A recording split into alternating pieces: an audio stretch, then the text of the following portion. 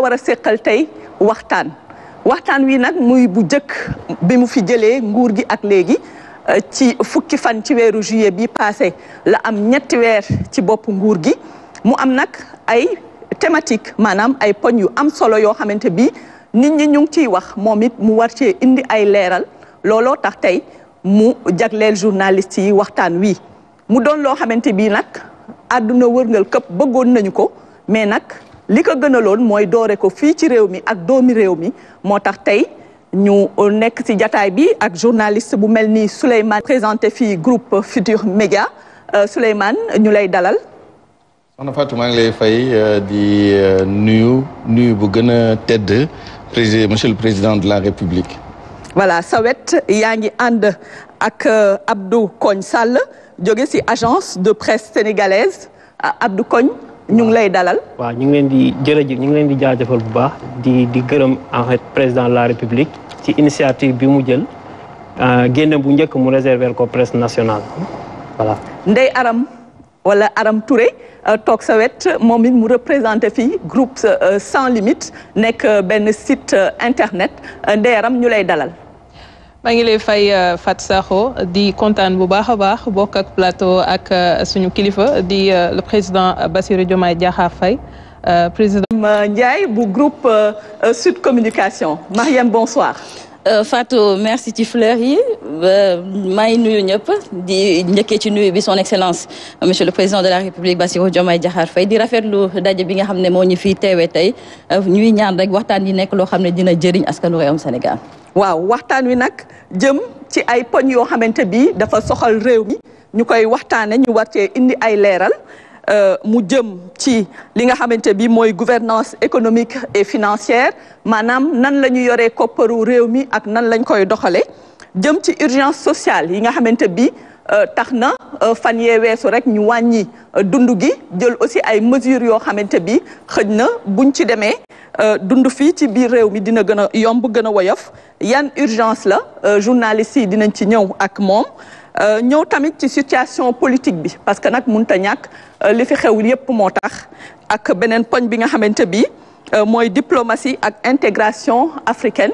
ndax dañ naan bay sa wewu tànk comme ni mu koy defee depuis mu jëlee nguur gi dafay wër réew yi nga xamante bi ñoom ñoo ko wër dem na fi France ñëwaat mais li mu jiital mooy ñi nga xam ne ñoom la ñu dendal muy Mali Burkina ak yooyu yan relation la fas yéene doxal ak ñoom yooyu yëpp journaliste yi fi teew tey ñoom ñoo fas yéene seq moom ak moom waxtaan wi monsieur le président ñu lay nuyu bi gën a tedd di la gërëm di la sant li nga accordé sa entretien bu njëkk journaliste Sénégal. maa ngi lay fay soxna si di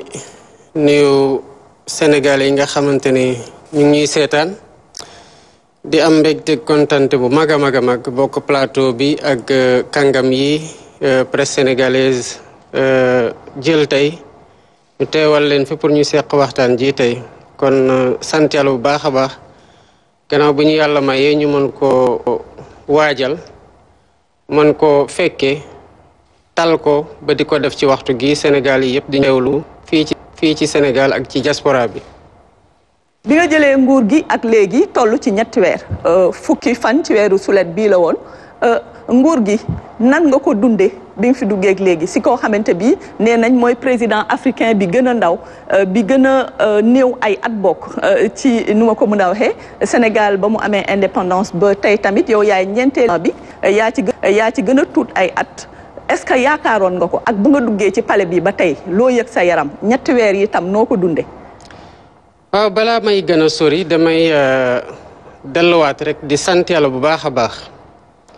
te di ndokkeel sénégalais yi ndokkeel umma bi yépp ci at ku bees gi nga xamante ne dugg nañ ci di ñaan yàlla mu def ko atum xéewal atum naataange ak atum jàmm ju bari ci àdduna bi waaye rawatina fii ci Sénégal delluwaat tamit sant yàlla bu baax ci nawet gi nga xamante ne dugg nañ ci ak jàmm di ko ñaan mu sotti fi ndox bu barke defal ñu tamit nawet gu am naataange te Sénégal yépp mën ko fekkee ci buñ koy góob mu bari lool te doon loo xamante ne jëriñ na askan wi di delluwaat jaajëfal presse sénégalaise waaye ci presse sénégalaise tey ndokkal sud ak seen naataango gi leen teewal fii tey ndax ren la ñu am 30 ans muy 30 ans ci ouverture démocratique presse sénégalaise joué ci rôle bu am solo kon mel na ni tey rek su ma ndokkalee sud ndokkal naa journaliste yëpp à travers sud ndax sans ñoom xëy na démocratie sénégalaise bi nga xamante ne ñu ngi ñu ciy bàkk di ñu ci kañ te naw ñu ci bu baax a baax kon du am ndax presse mënta am démocratie mënta am sans une presse forte te pionniers yi mel ni sud ñoo wone yoon wi ànd ci jafe-jafe waaye ñeme ko ba xàll yoon wi ba tey contribution boobu ñu continuer nekk sentinelles yi waaye continuer nekk tamit promoteurs yi kon gàcce ngalaama sud waaye gàcce ngalaama ñëpp ñi nga xamante ne ay journalistes lañu liggéey boobu de génération en génération ba fi ñu toll nii. bu loolu weesoo nag certes nguur de wax dëgg yàlla sant naa yàlla bu baax a baax naka laa ko dundee avec beaucoup de sérénité ndax même bu fekkoon na sax ñun suñu parti politique nuñ ko waajale woon dañ ñoo mayoon afiya ba ñu defee ko noonu maanaam jiital ku ñu bëggoon a jiital mu nekk président de la république ñun ñu àndoon ak moom day mel ni yen wiñ ko yen ku ne ci ñun lañ ko yen kon noonu lañ ko xalaatee woon noonu lañ ko waajale woon suñu bopp ci pression bu mu naroon àndal tout le temps dañoo mës di wax ni du rek jël pouvoir bi sax ci la contrainte bi nekk waaye boo ko jëlee ba pare urgence yi fi nekk ak ni lay sénégalais di yàkkamtee nga taxaw ci li nga xamante ne moo tax ñu fal la kon ni mu diisee ci man noonu la diisee ci képp koo xamante ne bokk na ci ñu porté woon projet bii pour ñu jël li nga xamante ne mooy confiance bi ñu sénégalais gi dénk kon pression boobu yàgg nañ ko dund donte nekkuñu woon candidat parce que dañu nekk ci groupe solidaire nekk ci parti politique jaar ci ay xat-xat yu bari waaye nag da ngay xam ne boo nekkee jeune président de la république ñu lay wax ne sax xëy na ñi nga xamante ne ils sont démocratiquement élus yaa ci gën a néew la ay at waaye nga nekk président askan woo xam ne dafa am ay exigence am ba tax saa yu démocratie mosee dem ba am ay jafe-jafe rek askan wi dafay taxaw défendre ko de am exigence de plus en plus ci reddition de compte ci bonne gouvernance ci prise en charge ay aspirations yu gën a màgg évidemment dina ànd ak pression mais c'est une pression positive pour un patriote ou des patriotes yoo xam ne benn yéen rek lañu am mooy fexe ba coono yi askan wi nekkee ñu andi ci saafara bu mu gën a woyof ci ñoom kon li ñu doon sàkku du toog cab chaise ñu dalay woowee ndiw président de la république wala nga am ndombol tànk non dañu doon sàkku ay lenga yoo xamante ne bu ñu leen téyee ñu mën a defar li nga xamante ne jàppoon nañu ne mu ngi yàqu te bi ñu toogee tamit gis nañ ne fu ñu natoon yàqu-yàqu gi rek romb na ko kon opportunité boobu ñu am pour servir dañ koy santé yàlla ba pare def ko honneur bu mag bi ñu peuple sénégalais bi jox ñu war ko delloo ci liggéeyal ko guddeeg bëccëg suba ak ngoon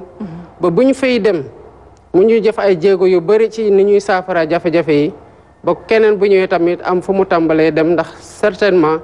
ni ñu remplacer nit noonu la ñuy remplacer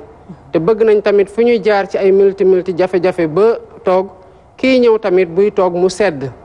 parce que askan wi wane na ñaar wane na que mën na taxaw démocratie défendre valeur démocratique ak liberté waaye wane na tamit bu fekkee ne homme politique yi nekk nañu à la hauteur askan bi mën na nekk à la hauteur te yàgg na nekk à la hauteur maanaam dem voté ji ci jàmm delloowaat seen kër yi bët set ñu dem liggéey kon on a un grand peuple may am mbégte gu rëy di ko ndamoo nag di sant yàlla gannaaw bi mu defee bi ma nekkee président de la république ma an askan bu mel ne askanu Sénégal di askan bu bëgg jàmm waaye askan boo xamante ne tamit jaloore gi nekk def nañ ko fi te fas yéene taxawu tànk yooyu pour de génération en génération ñu gën di am taxawaay gu ñu leen di respecté te yaakaar na ne tey fu Sénégalais dem am na mbégte googu ak fierté boobu ci nit ñuy bakkee ci biir Afrique ak ci biir ci fi génn Afrique. ñi ciy sant bu baax a baax monsieur le président jërëjëf Ndeye Marième nag am na question bu ko soxloon jëm ci état des lieux ak réew mi fi nga ko fekk ak na nga ko fekkee. jërëjëf Fatou son excellence may feddaliwaat sama nuyoo ci sama tour ak turu groupe Sud Communication bi nga xam ne ñoo ma yebal tey jii dañ fi dajaloo ngir waxtaanee wala boog ñu def xayma xayma sax teel na si koo xam ne dañ la tabb ci diirub juróomi at wante baax nañu taxaw seetlu xool ba xam bi nga fi nekkee ba léegi fan nga jëlee réew mi ak fan nga ko fas yéene yóbbu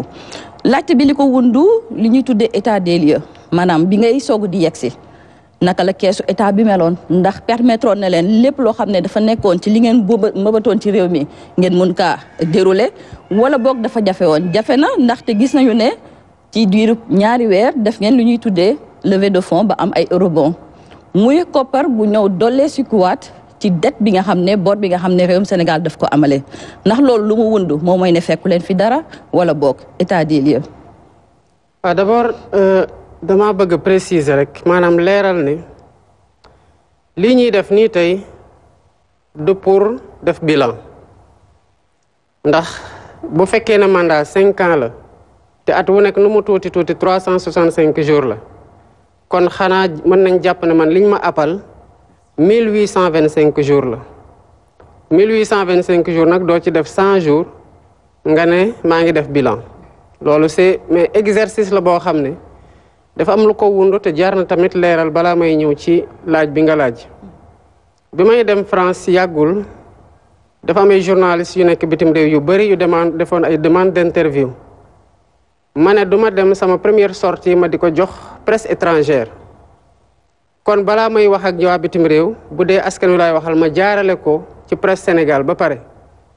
mu wóor ma ne tamit fii ak diir dinaa delluwaat te mën na am ñu defaat même sollicitation yi te mënoo dekk dina déedéet ma ne kon jot na gannaaw bi ma fi tooree 3 mois parce que man ñetti weer sax laa jàpp na laa def man nekkuma ci bilan 100 jours 200 jours 300 jours maa ngi ci def naa ñetti weer diggante bi jot nañoo xool am lu ñu gis am lu ñu nekk di saytuwaat am na app bi jot na pour ñu mën a toog ak presse sénégalais à travers ñoom ñu wax sénégalais yi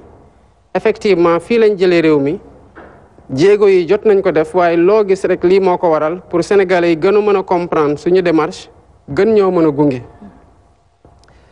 bi ma ñëwee biñ ma falee déjà ma am avant may prêter serment laa commencé xool fan laay jëlee réew mi première chose bi ma def boobu maa ngi hôtel Azalay dafa am ñi ma woo ñoo xamante ne ay sénégalais lañ ma yàgg di leen suivre wóolu leen ci seen xalaat laaj leen naka la ñu gisee situation bi ñu wax ma seen xalaat ma commencé saytu ba xam ndax réew mi may jël lii ay stock de sécurité ci wàllu lekk lii approvisionnement ci wàllu carburant pour courant ak leneen loo xamante ne mën na jàmp fan lañ ci toll bi ma commencé def exercice boobu am na li ma gis lu ma jaaxaloon loo xamante ne buñ ci bàyyil woon xel xëy na mënoon nañ avancer tuuti rek ñu ne coupure commencé na parce que SAR amatul approvisionnement parce que fekk nañ fi loo xam ne ci wàllu woo wax dëgg yàlla doyoon na waar waaye xel boobu ñu am ci njëlbeen xool ci secteur sensible yi fan lañ ci toll wax woo direct DG SAR bi mu ñëw ñu waxtaan ak moom mu am lu ñu wax woo DG Sénélec woo directeur du commerce intérieur woo ñeneen ak ñeneen ci biir administration bi ancien ministre du budget woo ñeneen toog ak waa FMI woo ñëpp ci lañ xam ne situation bi ñu fekk nii xaw na doy waar trop pour dire le moins waaye tax na tamit ñu gaawantu jël suñu matuwaay ba bateau bi nga xamante ne defoon na fi weer mënul décharger parce que fayuñu ko woon ci SAR ñu defi pexe ba bateau boobu ñu fay ko ba beneen ñëw ci gannaaw ñu fay ko pour ñu mën a assurer approvisionnement SAR ak hydrocarbures mu wóor ñu ne tamit duñ toog weer rek courant coupé ñu fekk tamit ay yeneen mbir yu doon nit ñi doon gaawantu di def parce que xam nañ ñu ngi dem ma jël ci misaal rek xëy na dinañ ci egg ndox nit mën na bàyyi lu ne ba mu des ndox ñu ñëw le 29 mars ma fekk sama prédécesseur ki ma fi bàyyi ki ma fi wuutu ñu mu àndal signé arrêté pour yokk ndox mi le 29 mars kon dama doon toog rek facture yi naaw ñu ne ñii la fekk ne ñoom ñoo ko signé ma gisaat ay contrat yoo xam ne surtout ci biir liggéeyu hôpitaux yi dafa am contrat yu ñuy doon baral boobu defaguma sax prestation de serment ci laa woo le ministre de la santé de l'époque ne ko contrat tel buñ ko signé contrat boobu ñu taxawee ko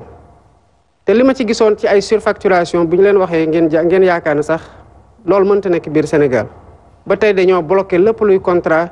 ci wàllum santé yi nga xamante ne commencé wuñu woon di ko exécuter parce que fi ñuy egg ci surfacturation c'est inacceptable ba ma ñëwee seet si sama ki ma fi wuutu ñu nekk di visite bi ñu toogee ci jeudi boobu ma ne ko gis naa ne ñu ngi def benn convention boo xam ne convention la ak Dakarnave fekk ne signé woon nañu 25 ans avant mais convention bi arrive expiration ñu gaawantu war ko joxewaat 20 ans plus tard pour les 20 prochaines années ma gis na nu ñu ko tëggee le intérêt au Sénégal yi ça n'a pas été préservé mu ne leen bàyyi leen ko kase leen loolu defaat leen un nouvel appel d'offres pour mu wóor ñu ne que les intérêts du Sénégal sont pris en compte te bés bu ñu ko defee ba pare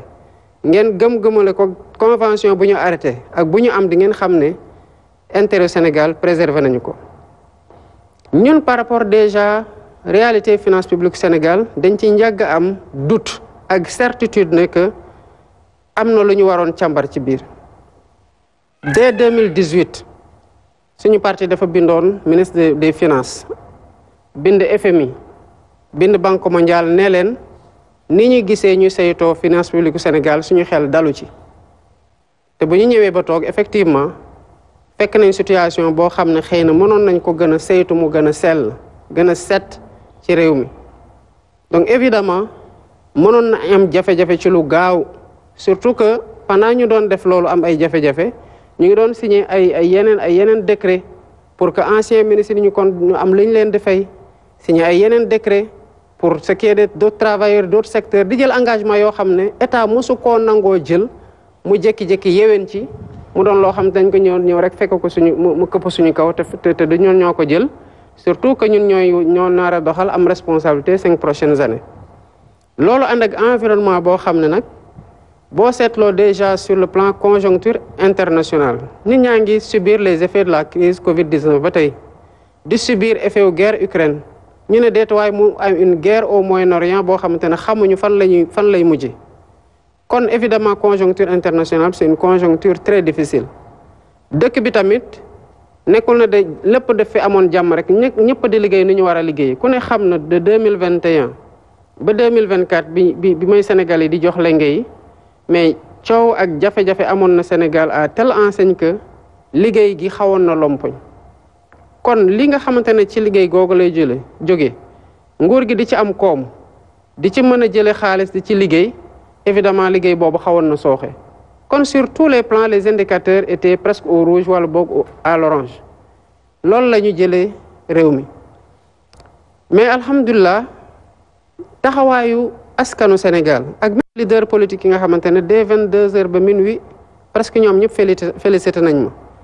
nit ñi ragalee bitim réew xam ne que ce peuple là mérite d'être soutenu kon am nañu crédibilité boo xam ne malgré conjoncture bu metti malgré situation yu bëri continuer nañu dañu def confiance ba Sénégal mën a def loolu ñu am tamit ay ministres yoo xamante ne xam nañu seen liggéey notamment ci wàllu finance ak wàllu coopération ak ñi nga xamante ne jël nañu leen ci domaine boo xam ne mën nañoo wone yoon wi. alors monsieur le président yaa ko waxal sa bopp da nga fay fekk benn situation bi nga xam ni doy na waar suñ la déggee et pourtant dañoo toog ñaari weer lu matul ñaari weer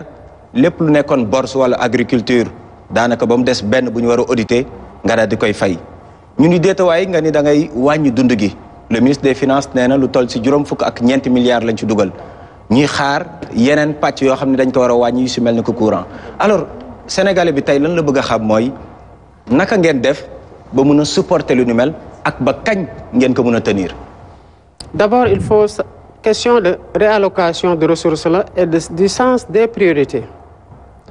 vent d'espoir bi ànd ak suñu élection ak peuple sénégalais lu mu xaree tànk tubéem ci défendre les valeurs républicaines et les valeurs démocratiques dafa mérité woon ñu sargal ko ci loolu dama ko waxoon benn jour que bi ñu doon def campagne électorale nit ñi di daw toujours am na échange ak dialogue buy am ci diggante ñun nekk ci kaw oto yi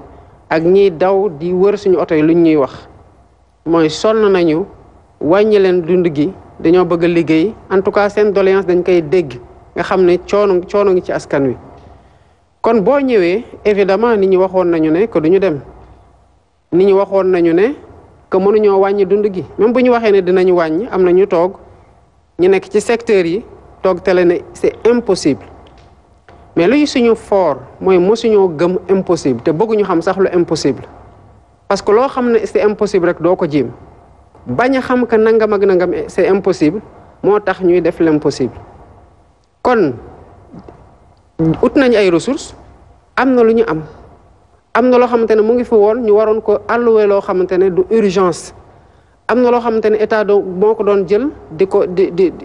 fas yéene ko yenn ci renoncer ci ay recettes maanaam bàyyi ay taxes ak leneen ak waxtaan tamit ak partenaires sociaux yi parce que ni ma waxtaan ak syndicalistes yi waxtaan ak secteur privé yi ñu toog def ay travaux ay séances de travail ak gouvernement bi premier ministre ak gouvernement ci la ñu xamee ne tamit que am na ñoo xamante ne xëy na seen marge war nañoo mën a def effort budgétaire boo xam ne ak li état bi jot a def ak ñoom buñ ko xoolaatee am na foo xamante ne mën nañ comp fu ne pour gën a oyofal yen wi sénégalais yi ba fan benn certitude rek laa leen mën a jox mooy suñu engagement ci noppal sénégalais yi du wàcc mukk te lu ñu am ci ñoom ci yërmande rek ñu gis ñu def ay jéego ci wàll woowu nañu xam ne ki li nekk ci suñu xol ci yéene weesu na foofu di dem kon lu ñu wàññi na sénégalais yi xaar na ci fii ak ay weer dinañ ko wàññiwaat parce que lenn li ci méthodologie d'approvisionnement yi la yenn yi ci ay nit ñoo xamante ne fas yéene wuñu woon taxaw ci liy noppal sénégalais yi je prends un exemple simple ci lu ñu fas yéene def ci par exemple gis nañu ne bu ñu doon wax pour ñu wàññi mburu mi nee nañu mënul nekk mais ñu gis ne par exemple que bu ñu dee jënd farine mais am na ñoo xamante ne ci même jour même fournisseur ci biir même bateau bi ñu jënde ci même personne bi kii ne lii laa jënde kii ne lee laa jënde mën na am dëgg la parce que wax dëgg yàlla le secteur privé ils ont joué le jeu aussi et il faut ñu sargal leen ci loolu waaye dañuy jàpp ne bu dee looloo ngi am rek jar na ko pour secteur yu bëri ci approvisionnement ñun ñu teel ko suñu bopp dem jëndi bu ñu jëndee andi ku doon importer ñu ne la demal nga fay ci banque bi nga ñëw lever li nga xamante ne moom nga soxla woon ci quantité bu boobaa dinañ am une maîtrise du coût d'achat dinañ am maîtrise ci dédouanement bi te dinañ am maîtrise ci stock de sécurité bi te loolu identifier nañ ay produits yu bëri yoo xamante ne fas nañ yéen ko ci def bu ngeen xoolee ci communication conseil des ministres waxoon naa nañu liggéey sur une agence de centralisation de la commande de l'État du Sénégal liñ ci fas yéene def rek mooy dans la logique de la réduction du train de vie de l'État dañoo war a góorgóorlu rationaliser déjà lépp li nga xamante ne dañ koy engagé ci dépense par rapport objectif yi ñu fournir mais c'est pour permettre que lu ñu doon jënd fekk ne yow 100 nga ci soxla lu mu lay coûter boo ko dajale woon jënd 1000 évidemment ci 1000 bi lay gën a moins cher que boo jëndee 100 mais bëri na loo xamante ne tey dañuy bàyyi direction bii mu jënd bàyyi direction bële mu jënd bàyyi direction bële mu jënd te lépp di jóge ci même budget bi kon au lieu ñu bàyyi ñëpp di jënd day def centrale d'achat pour toute l'administration publique pour que ñiy jënd bu ñu dajee loolu mu gën a bari ñu mën a jouer sur les coûts kon instant yi identifier nañu ay niche yu bari yoo xamante ne mën nañ def ay jéego pour réduire le coût des ressources que bi état bi di engagé pour mën ko jël dugalaat ko feneen yu mel ni agriculture lu mel ni leneen ak leneen par exemple bu ñuy ñëw ñi yaakaaroon nañ ne que 3 mois yi ñu fi nekk du ñu mën a waajal campagne agricole kon xëy na nit ñi ñu ngi doon xaar que nu ñu góorgóorlu lu ñu def daaw la ñuy mën a def mais lañ def dañoo ñëw ne naka la doon demee ñu expliquer ñu ne leen du ñu deferee noonu dañuy wax ne état soxla na tant engrais soxla na tant semence ñu ne par exemple pour engrais bi kan moo ñu mën a jaay tant de tonnes nit ñi def ay offre def ko souple fermé ñu déployer kanamu ñëpp ñu dem jël le prix le moins cher pour le même type de produit parce que man su ma soxlaa 70 000 tonnes d'engrais daaw c'était 35 000 ren 70 000 lañ ci def donc double nañu ko ñu ne leen boo demee ci kenn rek ne ma jaay ma bu la waxee ne lii laa lay jaayee doo ko mën a dindi mais boo nee yéen ñëpp xool leen ku ci ne ñaata nga ma koy jaayee da ngay gis ne kii bu la ko dee jaayee ñaar fukk kii dana la ko jaayee fukki juróom kii jaayee la ko fukk nga dem tànn bu gën a oyof c'est ce qu'on a fait ba mu permettre ñu wàññi ren engrais de 22% du prix te gis nga prix boobu ñu am ren déwén prix boobu dañ koy wàññiwaat kon engrais gën na moins cher ren waaye gën na bari déwén tamit dina gën a moins cher par rapport ak ren te dina gën a bari incha allahu rabbi. Monsieur le Président ci pexe yooyu nga xam ne wax nga ni yéen a ngi koy dérouler pour faire face à la situation ak tenir seeni engagement lu mel ni wàññi prix ak yi ni mel bokk na ci tamit yokk ressources internes yi ak ressources externes yi loolu mu ngi ñuy yóbbu ci mbiru fiscalité mooy l'impôt bi entreprise am na si yu bëri bokk yoo xam ne ñu ngi naan dañ leen a xoj fu mu nekk nii ba tax na sax boo moytuwul dinañ wàññi liggéeykat yi wala ñu wàññi seen production te loolu day am njeexital ci koom-koom bi laaj bi mooy lan mooy sa vision yow ci fiscalité nan lañ mën a yokkee ressources yi en même temps wàññi subvention yi gannaaw engagement bu état bi jël la wàññi njëg yi optimiser les dépenses de l'État y compris les dépenses fiscales donc loolu yëpp yow nan ngay résoudre équation boobu sans gaañ économie bi notamment entreprise yi. xam nga ku ci nekk ku am formation rek am nga déformation journaliste bi am na déformation professionnelle keneen am na déformation professionnelle l'inspecteur que je suis des impôts et domaines am na déformation sama déformation mooy dama jàpp ne que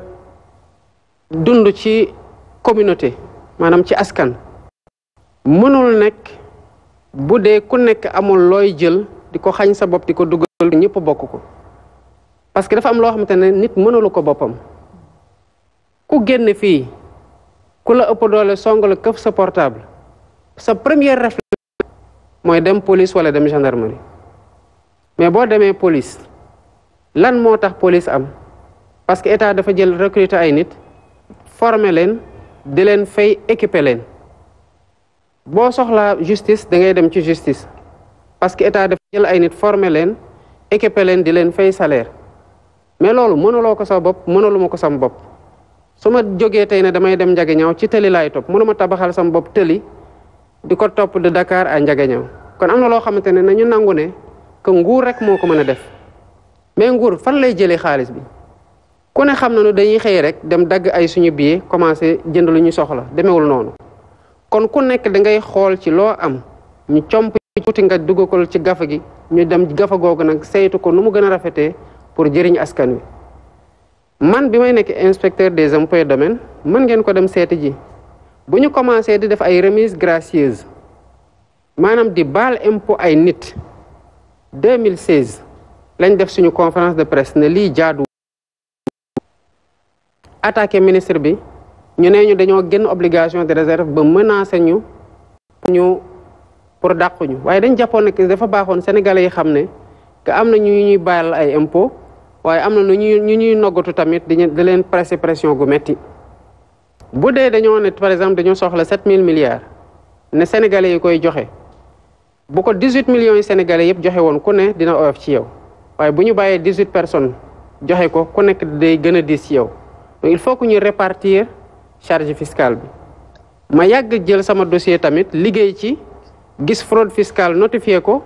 ay nit ne ma bàyyi ko parce que mbokk diw la xaritu diw la wala ma dem ba yàlla dogal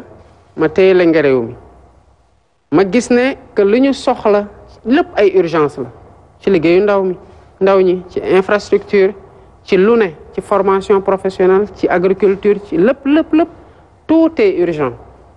ma ne mais xaalis bi fan lañ koy jëlee bu fekkee ne tey amatuñu marge pour dem lebi ji parce que avant ñun diggante 2019 surtout ak 2024 dañoo leba ba am na foo xamante ne mënatuñ ko leb parce que encours bi ñuy fay chaque weer ci bor yooyu dafa dem ba 10 ci état bi boo moytul bu ñu continuer noonu dootuñ ko attanu ci te kon mën na créer problème kon lan moo des xool ci biir réew mi ñiy fay ñu ne leen gàcce ngàllaa ma continuer leen fay ñi fayul ñu ne leen nag kaay leen nag ngeen def ni ñëpp parce que fii amatul kumba am ndey ak kumba amul ndey loolu mooy jubanti nag bu nekkoon lu ñuy naan dañuy jàpp ne ndox mu weex tàll la ndox mu weex xatt la parce que neexut li gën a confortable pour quelqu'un koo xamante ne daawul woon fay impôt mooy ñu bàyyi ko bu rek mu bañ a fay impôt parce que yeggul métit bi mais buñ ko bàyyilee mu bañ a fay impôt boobu tamit mu ngi ñeneen a ngi ci loru dañoo ne juste ñu dul woon fay gaa yi leen ngeen fay ñi nga xamante ne dañu leen doon jàppal tànk amatuñu ku leen jàppal tànk parce que ñëpp dañoo war a contribuer kon performance yi nga xamante ne administration fiscale yi ñu ngi koy def dès 2014 la ANSD def un rapport ne les performances administration bi kese lu mu ñuy coûter ci perte de recette 214 milliards la maanaam saa yu ñu defaan réalisation ba at bi jeex bu ñu ndee ku nekkoon au max de nos performances mënoon nañ def 214 milliards supplémentaires ñun à l'intérieur xamoon nañu ne ëpp na 200 milliards di dem par rapport ak li nga xamante ne war nañ ko mën a def beneen bi nag mooy man du man maa inventé impôt de déedéet ñun ñi nga xamante ne ñooy suñu ndaw ñu ñuy teewal assemblée nationale ñoo dem assemblée nationale voté code bu ñuy wax code général des impôts chaque année député yooyu voté loi de finances au nom du peuple pour wax askan wi président de la république am nga autorisation dem jëli ji xaalis ci askan wi jusqu'à hauteur de temps bu doyul jox nañu l'autorisation pour nga dem lebi ji kon ñun ñoo consentir ñun ñoo nangu ne que dañuy jël ci suñu alal jox ko réew mi pour ñu mën a liggéey pour mu mën a liggéey loo xamante ne ci njëriñu askan wi la dans cet exercice tout le monde est obligé d'y participer maintenant pression fiscale bi en réalité c'est pas une pression en réalité c'est qu'on a juste fait sauter un verrou de blocage bu doon privilégié à certains ba pare di gën a loofloo ñenn ñi nga xamante ne ñoo doon supporter la pression mais loi boobu wax ne nii sart yi la ñuy fayee impôt loi boobu moo wax ne ku ñëwul nan lañ koy def maanaam bu ñu xaaree nit mu war a fay fayul te charte yi tegoo nañ ñoo xamante ne dafa war a fay loi dafa ne dañ koy njëkk a bind ne ko amel nga ñu lii bu tontuwul lu mat weer ñu dañ ko wax dindiwu ko bu tontoo bu ne lu mu wax ne nanguwul andi ay firnde ñu ne ko kon ñun ñoo juumoon dindi nañ ko bu fekkee ne nag am luñ ci d'accord am luñ ci d'accordul dinañ confirmer lii bàyyi lale mais ba tey du lool mooy tax ñu dem saisir ay comptable dinañ demaat ci moom ne ko kaay fay mu am possibilité ñëw ne d'accord li ma mën a fay nii laa ko mën a fayee muy moratoire bu demee nag ba respecté wul loolu yëpp yenn saa yi nag mooy waral ñu dem bloqué compte yi ne ko nag ñun xam nañ fa sa xaalis nekk te bu ñu fa fekkee dara nag foog ñu jël loo xamante ne réew mee ko moom balaa muy ñëw ci yow kese kon lii rek la nit ñi def mais y'a mieux loi boobu dafa ne boo demee jël impôt ci ay nit que mu nekk TVA boo facturé wala mu nekk retenu à la source boo def ci ay nit maanaam fay leen salaire tànq seen impôt nekk da nga koy reversé ji téye ko mais loolu tudduwul neneen lu dul détournement de deniers publics maanaam boo amee salarié nga waxtaan ak moom ne weer wu ne da nga koy fay 500000 weer nga fay ko 450000 ne ko yoon moo ma ne ma tànq ci 50000 pour sa impôt ndax citoyen nga Sénégal dajale ko ba mu nekk 100000 100 millions 200 millions ba ñuy wax sax ay milliards nga téye ko pour defar sa bopp loolu détournement de deniers publics boo xamante ne de la même façon que un ministre wala un directeur général des impôts ou un directeur général d'une administration wala d'une société nationale nu muy defee détournement de deniers publics amul différence détournement la yoon wax na nag ku def loolu lan la loolu lañu la war a def du man maa koy wax de yoon bu ñu voté moo ko wax mooy dañoo directeur général des impôts dafa war a porter plainte ci procureur de la République te dès que cette plainte là est portée ñu gis ne que les faits sont réels le mandat de dépôt est obligatoire pourtant ba fu ñu toll nii porté guñu plainte contre kenn pour ñu jàpp ko mais xool leen actualité internationale bi dans les pays yoo xamante ne développé nañu nanguwuñu kenn foowe impôt te dañ ciy tëj ay nit di ci topp ay nit mais ba léegi defuñu ko parce que dañ jàpp ne que am na pédagogie bu ñu war a dérouler sensibilisation ak éducation citoyenne waaye ku ci nekkul dëgg ci dëgg nag xamal ne yow nekkoo ci dëgg nga jéem a ajusté wu et puis dans la préoccupation bu ñu am tamit pour soutenir le secteur privé et c'est une préoccupation forte ci man ñu gunge leen lu leen war ñu def mais ñu xool naka la gën a oyofee ci ñoom mais nag temps bi ma nekk ci kaw réew mi bu soobee yàlla dina am ñaar yoo xamante ne moom ku ci tëdd sa xel mën na ci dal mooy fay impôt dinañ ko gën a fulaal ci réew mi waaye impôt boobu buñ ko jëlee ba dugal ko ci loxo trésor public dinañ ko saytu ba fu mu war a dugg mu dugg foofu te ku ci def naka sul du noonu yoon def nu mu prévoir na loolu la war a def. président sakkanal poosu askan bi nekk na lu la yitteel te gis nañu plusieurs fois nga bamtu ko mu am nag loo xamante ne bi ngay doog a yegg si nit ñaa ngi ko doon xaar. am na fi ay kër yu fi nekk yu mel ni au conseil du dialogue social am nañ fi HCCT am nañu conseil économique social environnemental ñu ngi wax sax ba ci fonds politique yu président de la république ñu naan dañ doon xaar mu supprimer ko mu bëgg a xam ndax da nga changer avis wala déet beneen bi mooy am na ay audit yoo xam ne tàmbali ngeen ko yaa ngi koy wax léegi nii ñi nga xamante ne nii dañ leen di topp bu ñu defee faute de gestion ba gis ko lan mooy doon seen atte bu dee ay résultats am na ci li ngeen jot a dooratum lan la ak naka la ñuy def ba jubal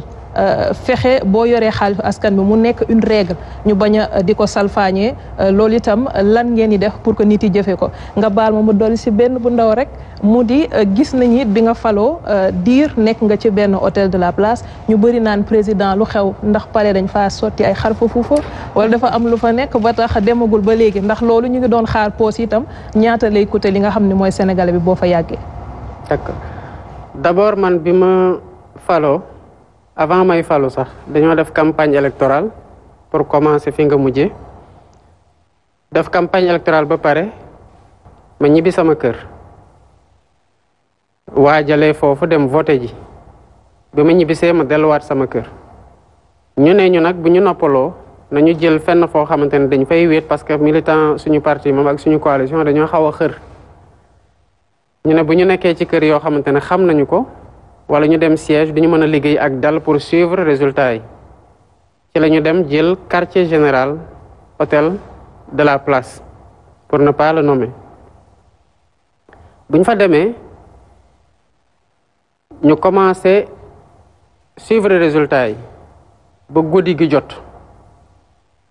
bi guddi gi jotee heure yi wala lu ko romb ñu commencé ne kii gagné na dès que gagné naa rek la sécurité de l'État commencé ñëw tamit récupérer pratiquement seen président mu am ay exigences ak charte nag par rapport à la sécurité mënatuma dellu sama kër bëgg naa fa dellu ay yoon ñu ne ma xool nañu ko mais pour assurer sa sécurité du foofu nga mën a nekk sinon waa koñ gi dootuñu dund te dootuñu am fu ñu génn ma toog hôtel Azalay ba jekki ñu nee ma fi ma toxoo mooy King Fahd am naa fa suite boo xamante ne su ma fa demee du ma fay ma ne kon naa fi jóge gaaw ma jóge foofu dem waaye pour vous rassurer ça fait ay nu mu tuuti ñetti semaine jóge naa foofu ñëw naa fii nii donc du question xar-xa foofa du question rien du tout question doon xaar ñu defar fii la sax parce que fii tëgguñu ko pour ni ma mën a dëkkee ak sama njaboot ma mën a dëkkee noonu c'est pas construit pour ça dañ ko tabax pour papa yaay doom man nag nekkuma ak papa yaay doom dama nekk ak papa yaay ak ñeneen donc du coup il fallait que ñu defar donc bu ñu defaree travaux yi jël nañu lu ñu war a jël bu ñu paree ñëw naa dëkk si du affaire xarxa foofu du affaire rien du tout mais instant yi fa laa jógee bu ma jógee fii fa laay delluwaat incha allah donc loolu c'est par rapport ak dëkkuwaay bi par rapport ak rationalisation train de vie de l'État effectivement ñun jël nañu engagement par rapport aux institutions changé wuñu avis benn yoon waaye c'est des institutions yoo xamante ne c'est prévu par des lois yoo xam pour nga changer ko foog nga dem changer ci la charte fondamentale wala nga changer sax yeneen loi yoo xamante ne bu la ko majorité qualifiée joxul doo ko am te ku ne xam ne ñun majoritaire guñu assemblée nationale kon am na loo xamante ne boo ko songee tamit heure bii doo ko am beneen bi mooy ñu war a jël temps nag amul yàkkamti parce que depuis un bon bout de temps vous en rendez compte dañoo génn de la logique des urgences nekk dans une logique de long terme bu tax ñu dal le temps pour être sûr que les choix yu ñuy def c'est les meilleurs choix pour Sénégal pas les meilleurs choix pour man wala pour keneen mais les meilleurs choix pour le Sénégal waaye boo xoolee wax naa la ne rationalisation train de vie de l'État ça suffit pas nga dindi HCCT dindi CES dindi leneen wax naa la sànq par rapport à la commande de l'État wax naa la sànq par rapport aux méthodes d'approvisionnement de l'État que ce soit ci ceeb bi que ce soit ci hydrocarbures yi nga xamante ne le FMI mu ngi ñuy wax ne que lu ñuy def ci ay subventions dafa bari ñu war ko wàññi par rapport à l'énergie te nañ koy wàññi kese mooy fexe am de meilleurs prix d'approvisionnement pour baisser la charge d'approvisionnement ba pare dem def réallocation boobu feneen et ils ont raison par rapport aux subventions parce qu'en réalité subvention yi ñu koy defee dafa xoolul xaaj ak seen ñi ko soxla ak ñi ko soxlawul yëpp ñu lañ koy jox du coup c'est lourd pour audit yi corps de contrôle yaa ngi def seen liggéey am na loo xamante ne fekk nañu ko fi ci ay rapport ñu doon wax ne dañ ko teg ci conc man aw mu conc bi may teg ci benn rapport yi ma fekk ñu pare génn nañ rapport yi ñu nekk di def génn nañ à la 5e année rapport yi nga xamante ne ñi fi nekk di gérer te ma tabb leen ñoo fay nekk seen rapport tamit day génn bu rapport génnee nag ñi def rapport ñi def mission bi yenn saa yi ñu ne dañuy demander ouverture enquête judiciaire procureur lañ koy jox bu boobaa procureur dina def liggéeyam parce que bu dee man rek kenn enfreindrewul benn yoon liggéeyu àttekat yi mais nag na nit ñi li nga xamante ne mënuma nekk ci logique boobu man duma kuy fayantu man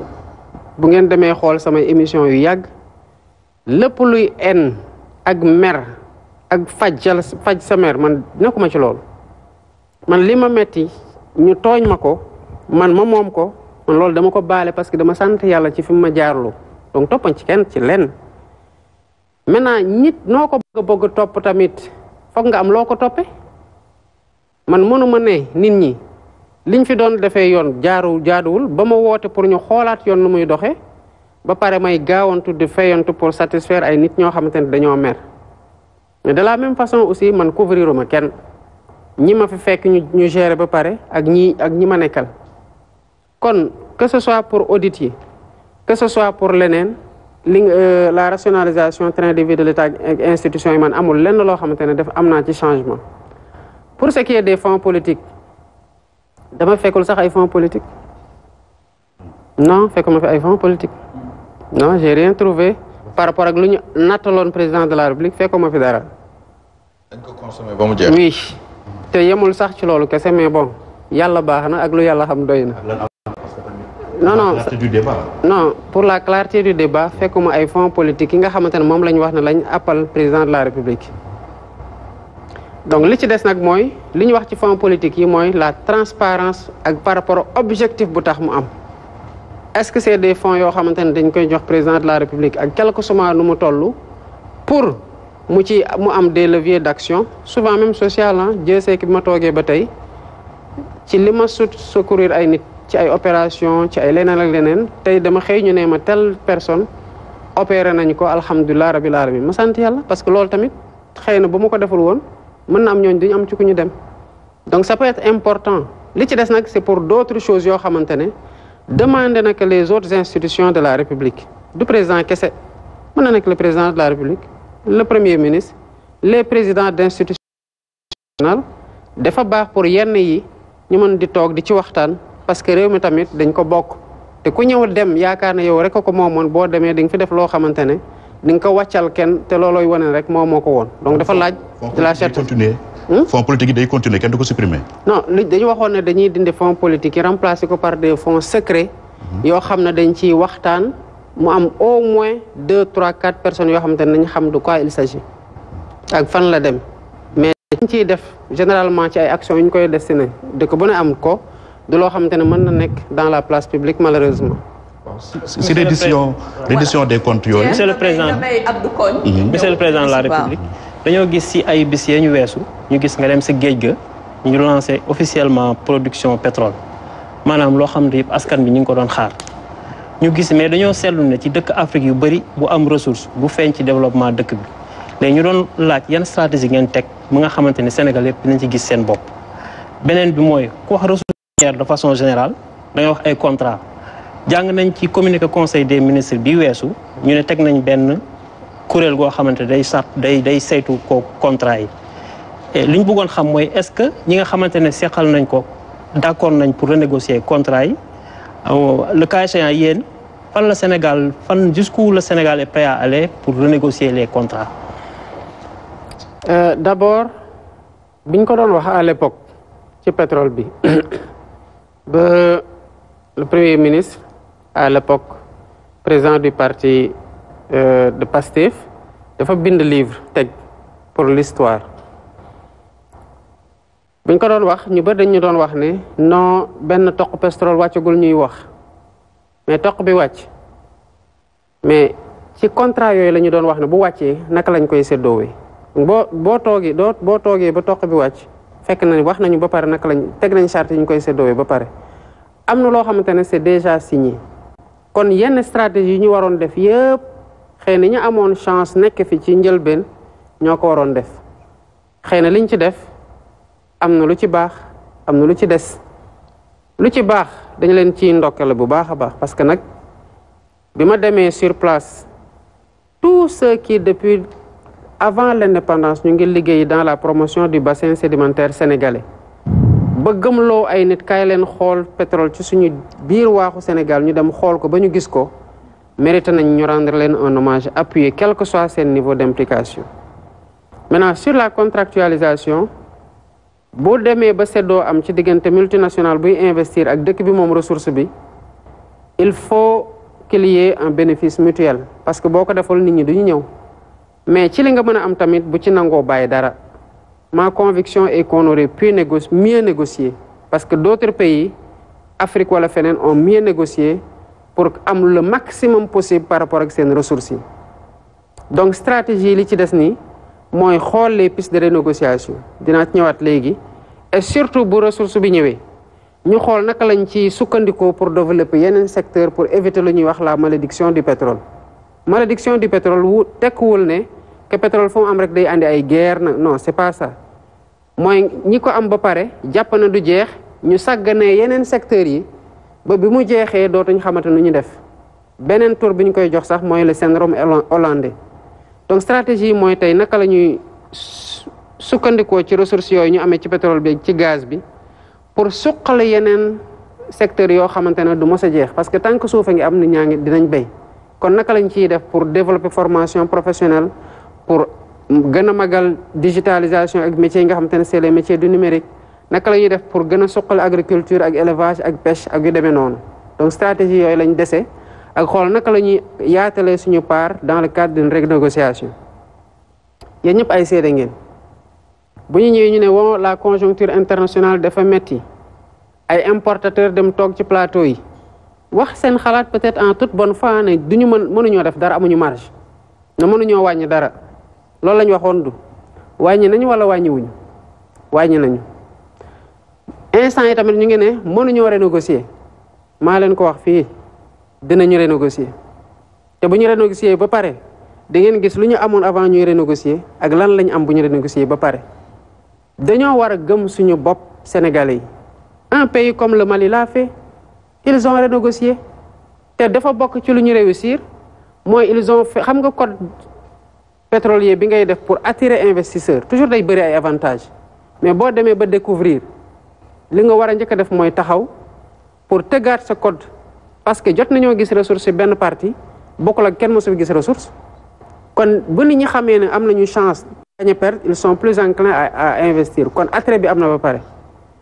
le Mali a réussi à ce que ñi nekkoon ci ancien code pétrolier wala code minier ci bu muy renégocier malgré seen clause de stabilisation mu dugal leen dans le nouveau code pétrolier et dans le nouveau code minier ñu perdre ay avantages yu ñu amoon dans un code qui était plus attractif dugg dans un code qui est moins attractif en termes d'avantages ou d'exonération et ça va à l'avantage du Mali. Et pour vous dire loolu ay experts sénégalais ñoo ko def kon lu tax Mali mën ko def ci secteur minier ñun mënuñu ko def ci suñu secteur minier alors que ñi leen ko defal ay sénégalais lañu kon renégociation dina am tenant compte des intérêts des comme je dis bénéfice mutuel Sénégal bii may jiite engagement bi ma jël te dégg ngeen ko ci sama prestation de serment mooy yaakaar dina fi gën a màgg dina gën a dal jàmm dina fi gën a am te yorin gu sell dina gën a am te bu boobaa sénégalais dinañ xam que lan mooy différence entre yorin gu sell ak yorin gu sell boobaa seront beaucoup plus exigeants parce que xam l'horizon des possibles est beaucoup plus lointain que lu ñuy yaakaar renégociation dina am. ci loolu monsieur le président. moom ko mayee rek xam nañ ni Sénégal ak Mauritanie dañoo tàmbali woon audit coût yi nga xam ne moom moo am ci GTA gannaaw multinationales yi ci loolu la ñu sukkandiku bu ñu exploité xaalis bi ñu jël li nga xam ne defoon nañ ko ci ba pare balaa ñoo jox suñu wàll. audit boobu lan la wone est-ce que pare na lan la ci Sénégal fas yéene def. waaw Souleymane xam naa day dugg ci reddition des comptes bi nga xam ne Pierre-Edouard moom la war a aborder ak président. Pierre oui c'est bon. juste au pétrole c'est tout. D'accord très bien c'est une petite question. xam naa c'est une continuité. Pierre booleel ñaari questions yi. bon reddition des comptes yi Aram abordé na ko déjà ak président. Je pense que dañuy progresser rek monsieur le président. waaw peut-être répondre ci question Souleymane après man ma ñëw. ñaari audit des coûts moo am. audit des coûts bokkul ak auditu contrat yi pour renégociation bi. auditu contrat bi pour renégociation bi lu ñu ciy ut mooy est-ce que procédure d'attribution yi bu dee ay bloc la wala procédure de signature yi convention yi wala convention est-ce que jaar na yoon maanaam respecté na suñu yoon. lu respecté wul yoon nag mën nañ ko xoolaat beneen bi mooy est-ce que bu fekkee ne procédure d'attribution bi ak de signature bi ak yëpp correct na est-ce que lu mu teg ci ay chartes ci ku ne wàccoon ak moom notamment l'entreprise étrangère concessionnaire te bu wàccoowul ak yoon évidemment mën nañ ko teg ay daan mën nañ waxtaan ak ñoom xoolaat naka la ñuy def ba ñu teg waat ci yoon kon ça c'est l'audit des contrats en tant que tel audit des coûts ci matière pétrolière ki ñëw investir day dugal xaalis mais bu commencé exploiter nag day ne man dugaloon naa 5000 francs kon man su ma defee 10 000 francs il faut que ma génnee sama 5000 francs yi ba pare ndax loolu maa ko ci def ñu door a xool nag 5000 francs yi des naka lañ koy séddoowee mais bu dee dafa ne dafa dugal 5000 loolu moo ko wax ñun tamit dañuy dem xool ndax 5000 yooyu mu wax ne loolu la dugal est-ce que loolu la dugal. buñ ko xoolee ñu ci 5000 yi ñu gis ne que am na 500 francs yu ci bokkul dañu ne que dugaloo 5000 4500 nga dugal kon fi ñu waroon seddoo waroon dindee 5000 pour seddoo li des 4500 la ñuy dind parce que koy tolootuñu noonu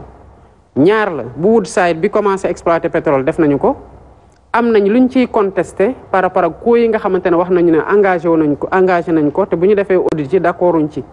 mais loolu c'est un exercice banal dans l'exploitation pétrolière te waa Woodside nangu nañ ko lu muy indi war met nag day mekk comme procédure fiscale rek mën ngeen ne di infraction la mu ne la di infraction ngeen xool ba fi ñuy di daanu mais gëm naa ne que waxtaan yi bu amee dina am lu wàññeeku ci coût yi parce que ñi ko def ñu xarañ lañu te yàgg nañu ko def dans d'autres pays pour les mêmes entreprises ñu nangu ne qu'il y a une exagération des coûts pétroliers mu des beneen bu côté GTA boobu jotaguñ ci mais li ci des lu tuuti la buñ ci jotee tamit on va avoir la même procédure mooy nee leen gis nañu ne que li ngeen wax nag moom ngeen dugal tolluwul noonu notifier leen li ñuy ci contesté ñoom ñu andi seen réponse ñu toog discuter ba keroog ñuy xool fan lañ am dëgg ak ñoom fan lañ am dëgg pour ñu mën a am les vrais coûts qui seront déduits ñu koy woo cost oil avant pour déterminer le bénéfice bu ñu wooyee profit oil kon foofu lañ ci toll. Merci beaucoup Souleymane merci beaucoup Pierre. comme nee nga Aram am na lu bëri lu mu aborder ci reddition bi xam naa dañuy jàll ci beneen thématique bi nga xamante bi moom moo soxal urgence sociale yi te xam naa fi mu ne ñëpp moom la ñuy xaar ndax nag ceeb beeg diwlin beeg inondation yeeg xale yi seenub liggéey ak nan la ñuy gérer nawet bi di ñëw yooyu yëpp ay question yu am solo la te aussi lu ñu war a aborder la ci waxtaan wi xam naa dañuy joxaat kàddu gi Ndeye Marième mu ñëw ci li nga xamante bi moom moo soxal li nga xam ne moom mooy affaire migration bi lëmbe askan wi ak mi ngi maram wax moom ci li nga xam ne moom mooy emploi des jeunes bi nga xamante bi aussi question bu am importance la. oui alors monsieur le président 34,4% bu sama lim maanaam téeméer boo jël fanweer ba ak ñeent ANSD wax nañ ni ay ndaw lañ yoo xam ni amuñu liggéey amuñu formation amuñu éducation ñu gis ni yow en tant que président de la république su fekkoon dañuy def xayma la lay indi si bopp réew mi ndaw yooyu le daanaka part bu gën a rëy ñoom la ñu am espoir bu rëy boo xam ni sa mun naa wax ni si yow lañ ko teg mais question boobu monsieur le président ba Sénégal moomee boppam ba tey ñeenti njiiti réew ñi ngi woon sa ginnaaw mais kenn su ñoom amul saafara bi nga xam ni moom mooy saafara bu définitive tey nga ñëw am espoir ay ndaw fal la est-ce que question boobu noonu xam nga d'abord espoir bi nu mu toll ak itam si ban fànn nga fas yéene jaar pour régler définitivement cette lancinante question si ndaw yooyu ba tey monsieur le président de la république ñu bëri si ñoom dañoo ñàkk seen bakkan si at yi ñu génn malgré tout ce qui s'est passé ñu bëri ñu ngi continuer également di réclamer yoon def liggéeyam seeni dossier yaa ngi suivre actualité gis nga lu xew ces derniers temps lan nga leen yan état du Sénégal yan disposition tey jii la mun a teg ba nga xam ne au moins suba ku si yeewu di nga xam ne kat yoon am na loo xam ne def na ko seen dossier. D'abord par rapport ak emploi des jeunes maanaam naka la ñuy def ba ndaw ñi am liggéey identifier secteur yoo xam ne mën na absorber lu bari ci main d'œuvre maintenant des fois nit ñi nag amul liggéey fekk ne moom boo ko laajee lan la mën a def formé wuñ ko pour mu def un travail spécifique à part travail liggéey boo xamante ne dooleem rek la ko mën a defee mais ala kulli xaal ki am formation bëgg liggéey mënul liggéey ak koo xamante ne amul formation wala formation des na ñoom ñaar ñëpp suñu préoccupation la maanaam ñu bàyyi xel la ay leviers yu bari lañu war a yëkkati bokk na ci ñu xool secteur yoo xamante ne mën na mobiliser ñu bari bokk na ci agriculture il faut que ñu ñaaxaat nit ñi organiser leen pour ñu bari ñu mën a béy mën a delluwaat ci mbéy mi te bari na ñoo xamante ne bëgg nañoo béy parce que même ñiy dem ci immigration clandestine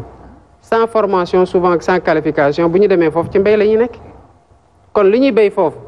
suuf ak ndox rek moo ko def ak xam-xam goo xamante ne mu ngi fi suuf saa ngi fi ndox maa ngi fi mais xëy na il faut que ñu yokk fi nga xamante ne mën nañ faa liggéey il y avait des programmes qui étaient là malheureusement qui n'ont pas été concluants ci liñ ci doon xaar pas que programme bi en tant que tel baaxul mais xëy na ci niñ ko yoree la woon boo ngi dégloo ministère de l'agriculture ci fan yii yëpp mu ngi nekk di installer ay coopératives agricoles partout pas pour hivernage bi mais pour qu'après ça nit ñi mën a continuer am fu ñu liggéey bu ngeen xoolee ministère de la formation professionnelle mu ngi am di signer ay partenariats yu bari pour ñi nga xamante ne ñu ngi dans l'artisanat ñu mën a am formation bu gën a développé wu mën a am produit yu gën a baax mën leen jaay fi génn Sénégal pour mën a gën a màgg mën a gën a employé ñeneen état ci boppam nag conviction bu ñu am du état mooy absorber toute cette demande parce que c'est de vocation état moo tax boo dégloo sama discours 3 avril 2024 li ma ci doon wax mooy dañoo bëgg créer des emplois pour des jeunes sukkandiku ci secteur privé bu am doole parce que état da koy jàppale ndax xam nañu secteur privé boobu mooy créer emploi kon la stratégie c'est à la fois de xool naka lañu leen di former pour qu'il y ait une adaptation entre les qualifications ak les besoins du marché côté boobu gouvernement baa ngi ci ay jéego yu am solo pour que ñu mën a nekk produit yoo xam ne non seulement entreprise yi fi nekk dañu leen soxla mais entreprise yi ñëw tamit dañ fi mën a implanter parce que xam nañ que la main d'œuvre qualifiée est là mais qu'elle est aussi bon marché beneen bi mooy xool les autres secteurs notamment le secteur primaire bu ñu xaw a délaissé xool tamit le secteur secondaire naka lañ koy renforcer parce que secteur tertiaire bi rek muy service yi dafa saturé malheureusement l'essentiel des formations fa la dem donc bu secteur primaire ak secteur secondaire maanaam industrialisation gi demee noonu transformation développé wu bu boobaa dinañ am une plus grande demande de main d'œuvre pour mën a absorber ndaw ñooñu kon cette stratégie là est en pied d'œuvre te incha allah rabbi di ngeen gis ne que dans la vision comme dans le nouveau référentiel ci am pàcc gu am solo gu concerné ndaw ñi jël nañ bu baax a baax claire conscience parce que li au-delà du fait même que ñoo ma fal mais daan gis rek ay ndaw ñuy jël bateau wala gaal di génn réew mi naan dañuy uti ji liggéey ba yenn yi di leen ci fekk loolu waxuma sax nga am responsabilité jiite état mais boo dëkkee ci dëkkuwaay buy loolu di xewee rek war nga am loola metti te boo taxawee ci fi nga koy saafara évidemment ñàkk conscience c'est pas possible c'est une forte conscience bien avant et une grande responsabilité qui nous incombe boo xamante ne dañ nar a wàccoog moom incha allah rabbi li ci des nag évidemment peut-être c'est un volet justice du pour ñoom kese y a beaucoup de personnes yoo xamante ne justice bi ñu bëgg amuñu ko woon moo waral man bi ma ñëwee di ne nañ dem dialogue dara xewul li nit ñi xamoon ci dialogue mooy jafe-jafe am na ñii dox dem fii ñii ne nañu ñëm woote dialogue de la dernière chance nañu andiwaat jàmm nañu waxtaan jàmm am man j'ai dit nañuy waxtaan ci bi jàmm amee pour ay bañ a am nañu waxtaan ci loo xamante ne ñoo ko bokk ça transcende les mandats ça transcende les individus maanaam de question de nekkul woon question Senghor nekkul woon question Abdou Diouf nekkul woon question Abdoulaye Wade nekkul woon question Macky Sall nekkul question Diomaye te du nekk question kuy ñëw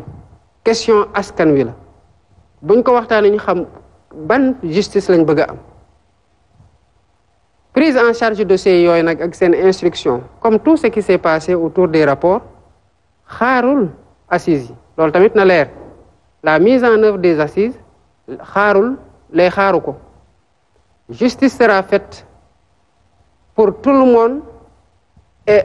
pour le futur comme pour ñi nga xamante ne jot na xew mënuñu nekk ci dëkk boo xamante ne dara def fi xew ñu ne dara en fait ñu ne duñu xool ndax yoon am na ci wàll wala amu ci wàll maintenant li Sénégalais yi war a comprendre mooy du man maay ne yoon defal lii bul def lii pourquoi ma def les assises parce que dama bëgg justice boo xamante ne dafa jël responsabilité am indépendance am di doxal liy cëram ci réew mi ci afia maanaam kenn bañ ko teg pression kenn bañ def intrusion ci fonction pour muy ñàkk indépendance wala leneen loolu moo tax ñu defar assises yi li ci tegu nag mooy justice dafa am tempoom depuis bi ma ñëwee ça fait au moins 1 mois lañ ma soumettre un projet de mouvement dans la magistrature comme nu muy amee dans d'autres administrations parce que bu ñu fàtte mukk benn affaire on aura beau parler de pouvoir judiciaire les magistrats c'est des fonctionnaires yu def concours comme man État du Sénégal recruter leen former leen affecter leen di am nag pour di leen bouger loo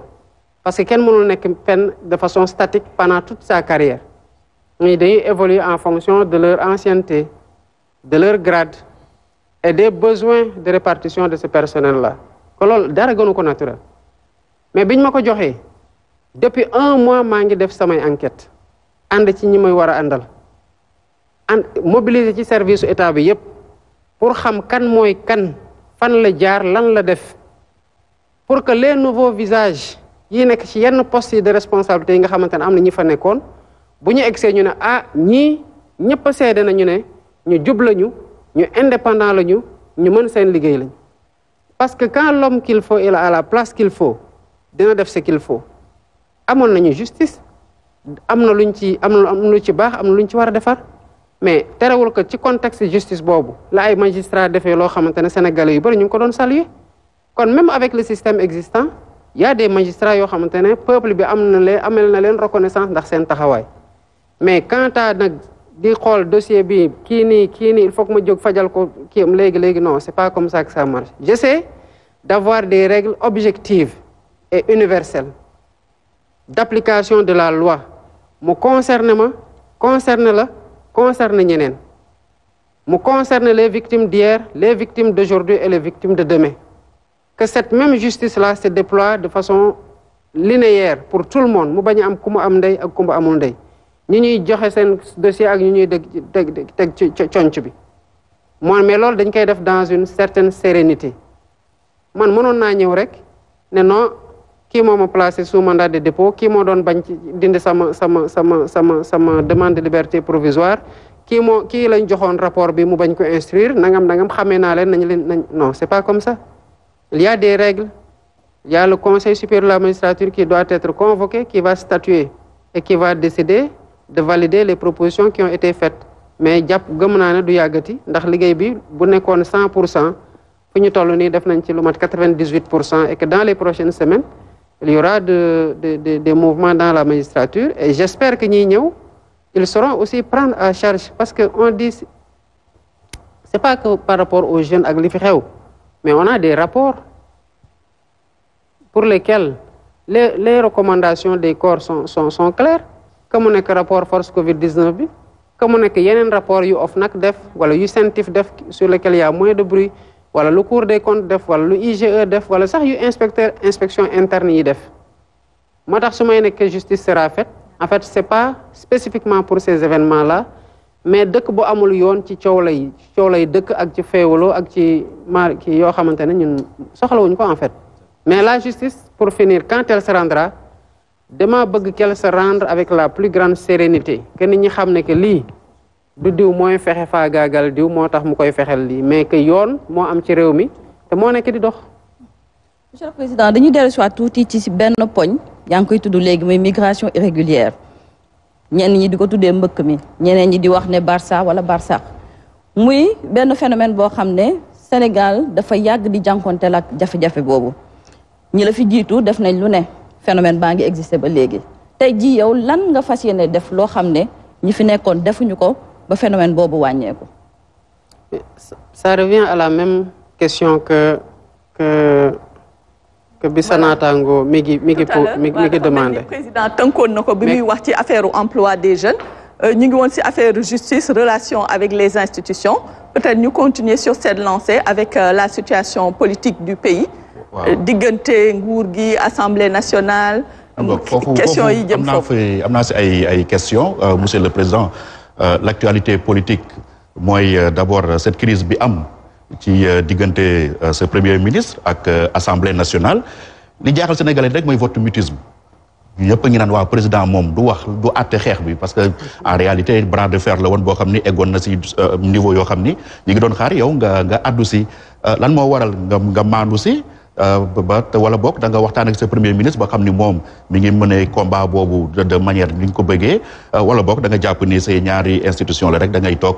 nga arbitrer au dernier moment. beneen question bi mooy sa relation ak sa premier ministre ñu bëri dañoo jàpp ni Ousmane Sonko il vous fait un peu de l'ombre loolu est-ce que lu ngeen déggoo la que ni yow da ngay nekk dans l'ombre bàyyi ko moom mu dem jël lépp sur lui wala boog moom mooy xadaram moom moo jël initiative am di dem au front yow nga toog rek di ko seetaan lan mooy seen relation yéen ñaar. D'abord par rapport ak lii xew Assemblée nationale noppiwuma bankuma sama yoxo mais démarche bi ma jël du démarche boo xamante ne damay woo presse. di wax ne maa ngi def lii wala ma ciy communiquer ci canaux yi may communiquer notamment conseil des ministres wala leneen li xew tamit fii la ñu fekk ñun ñëpp mënuñu changer les faits ni l'histoire bi ñuy wax ci règlement assemblée nationale bi boobu ñun falooguñu kon problème la bi fi nekkoon avant ñuy egsi bu mu egsee parce que y a eu un changement institutionnel le premier ministre dem na ñu dindi ko ci seen règlement premier ministre ñëwaat na ñu war ko delloowaat ci seen règlement dellooguñ ko le premier ministre dès le 16 mai la bindoon ay ministres am nee leen pour ñu remonter seen données pour la déclaration de politique générale à l'Assemblée nationale loolu lañ bind ci circulaire bi kon kooku mu ngi ci logique ku dem def sa déclaration à l'Assemblée nationale mais bu ko benn député interpellé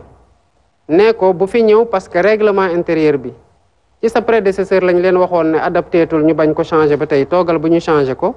mu répondre ko c'est quoi de plus normal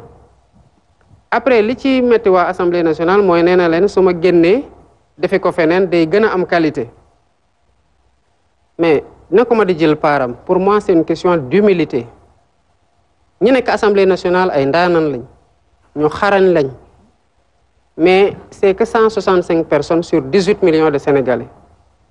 kon évidemment bu ñu defee beneen sélection sur 18 millions de Sénégalais et de compétences potentielles dinañ am une meilleure qualité avec beaucoup plus de spécialité et d'expérience, d'expertise en dehors de l'Assemblée nationale. Kon dans le principe même évidemment ku mën di tenir un débat tenir ko Assemblée nationale dina am qualité de waaye boo génnee ci biti di nga am ñu gën a xarañ ku ne ci biir Assemblée nationale bi. non maa ngi ñëw non waxuma loolu. je suis en train de dire lu métti Assemblée nationale mooy bi premier ministre nee na bu ma ko defee ci biti dina gën a am qualité ma ne gën a am qualité boobu mooy nangu na ne qualité dina am assemblée waaye ci biti lay qualité de ëpp ma ne loolu warul métti waa Assemblée nationale parce que question humilité la kese muy benn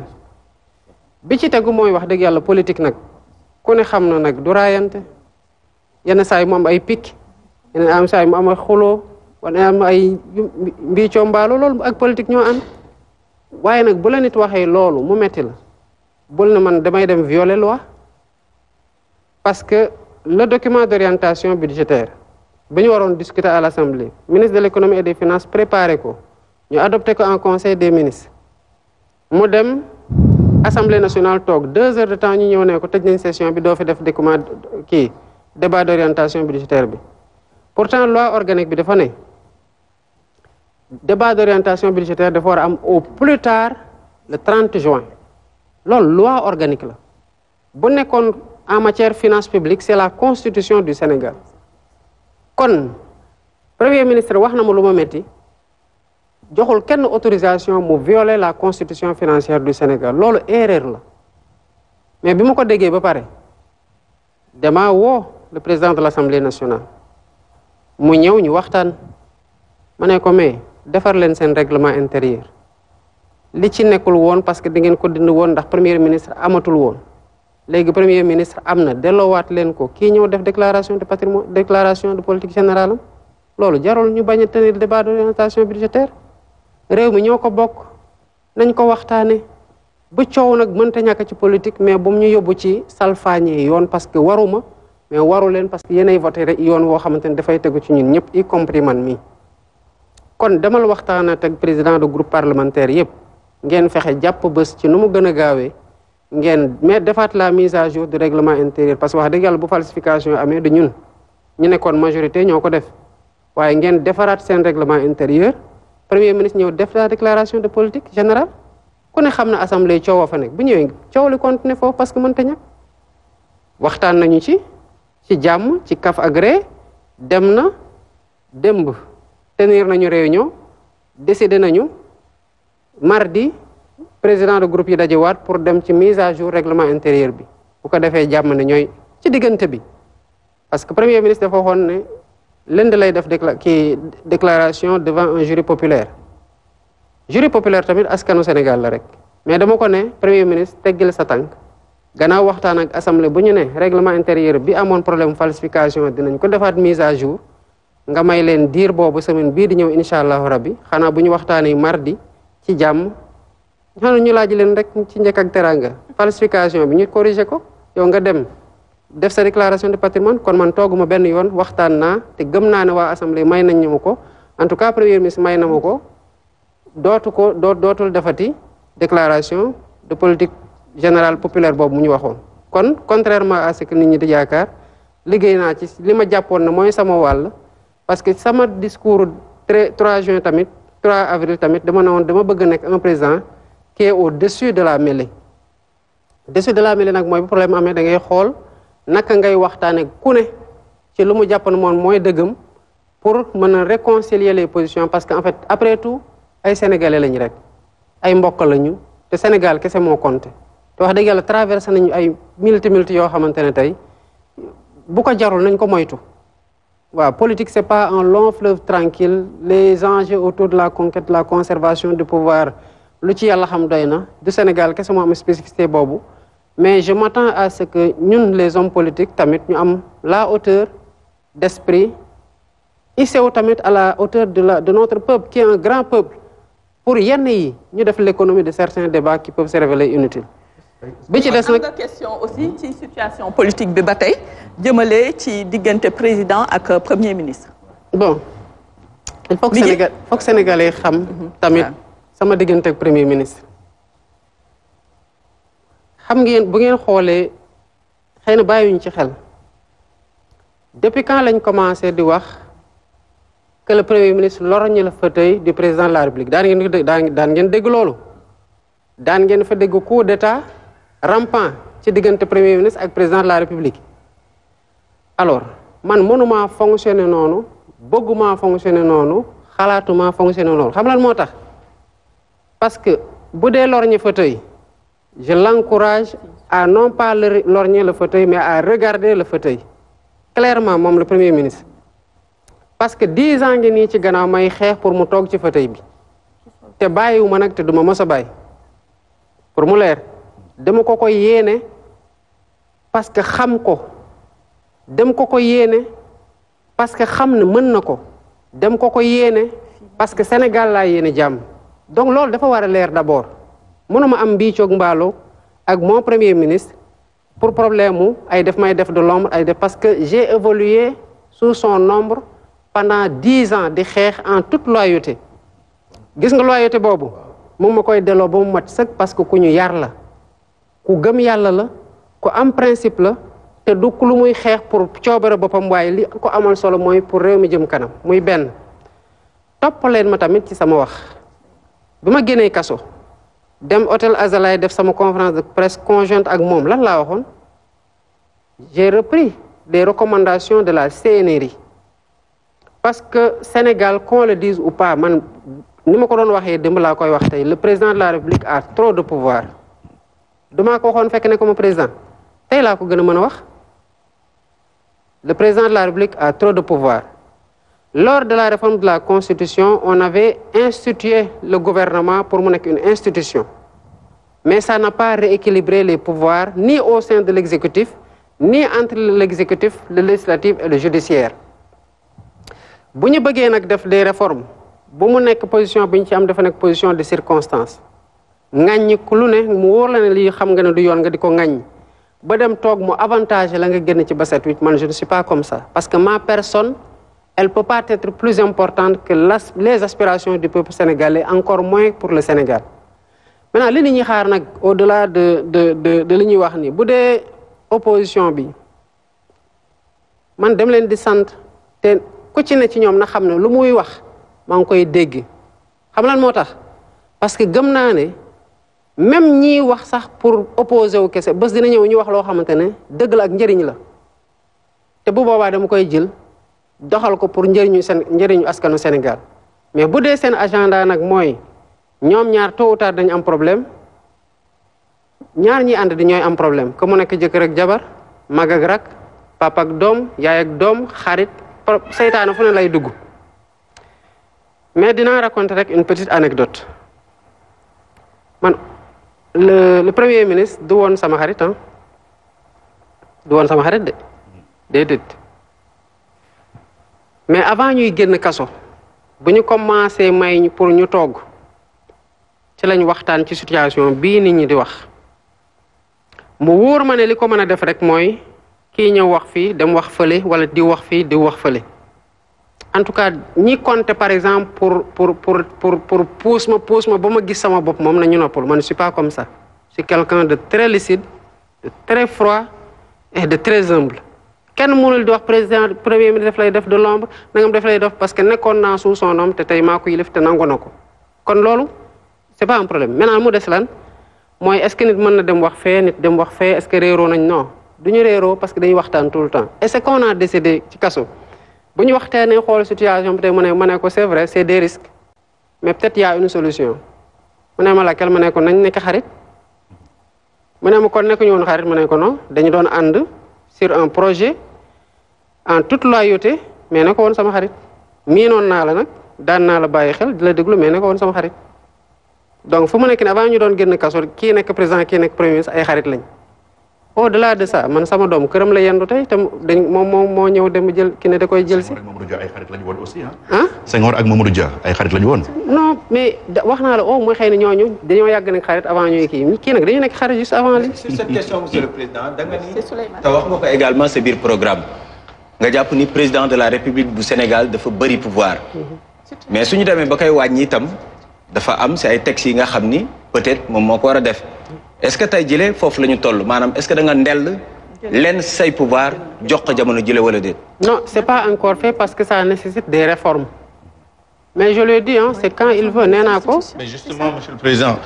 sur cette question-là est-ce qu'on doit retenir que yow da nga jàpp ni benn mandat ngay def et que après liggéey bi ngay def moom mooy installer ko moom à la présidence de la République ma enchaîner sur ces réformes-là yi ñuy wax noo ko nar a defee est-ce que c'est par référendum wala da ngay jéem a dissoudre assemblée nationale bu nekkee da nga ko nar a def kañ nga ko nar a def pour que mu jàll sous forme de loi constitutionnelle li ci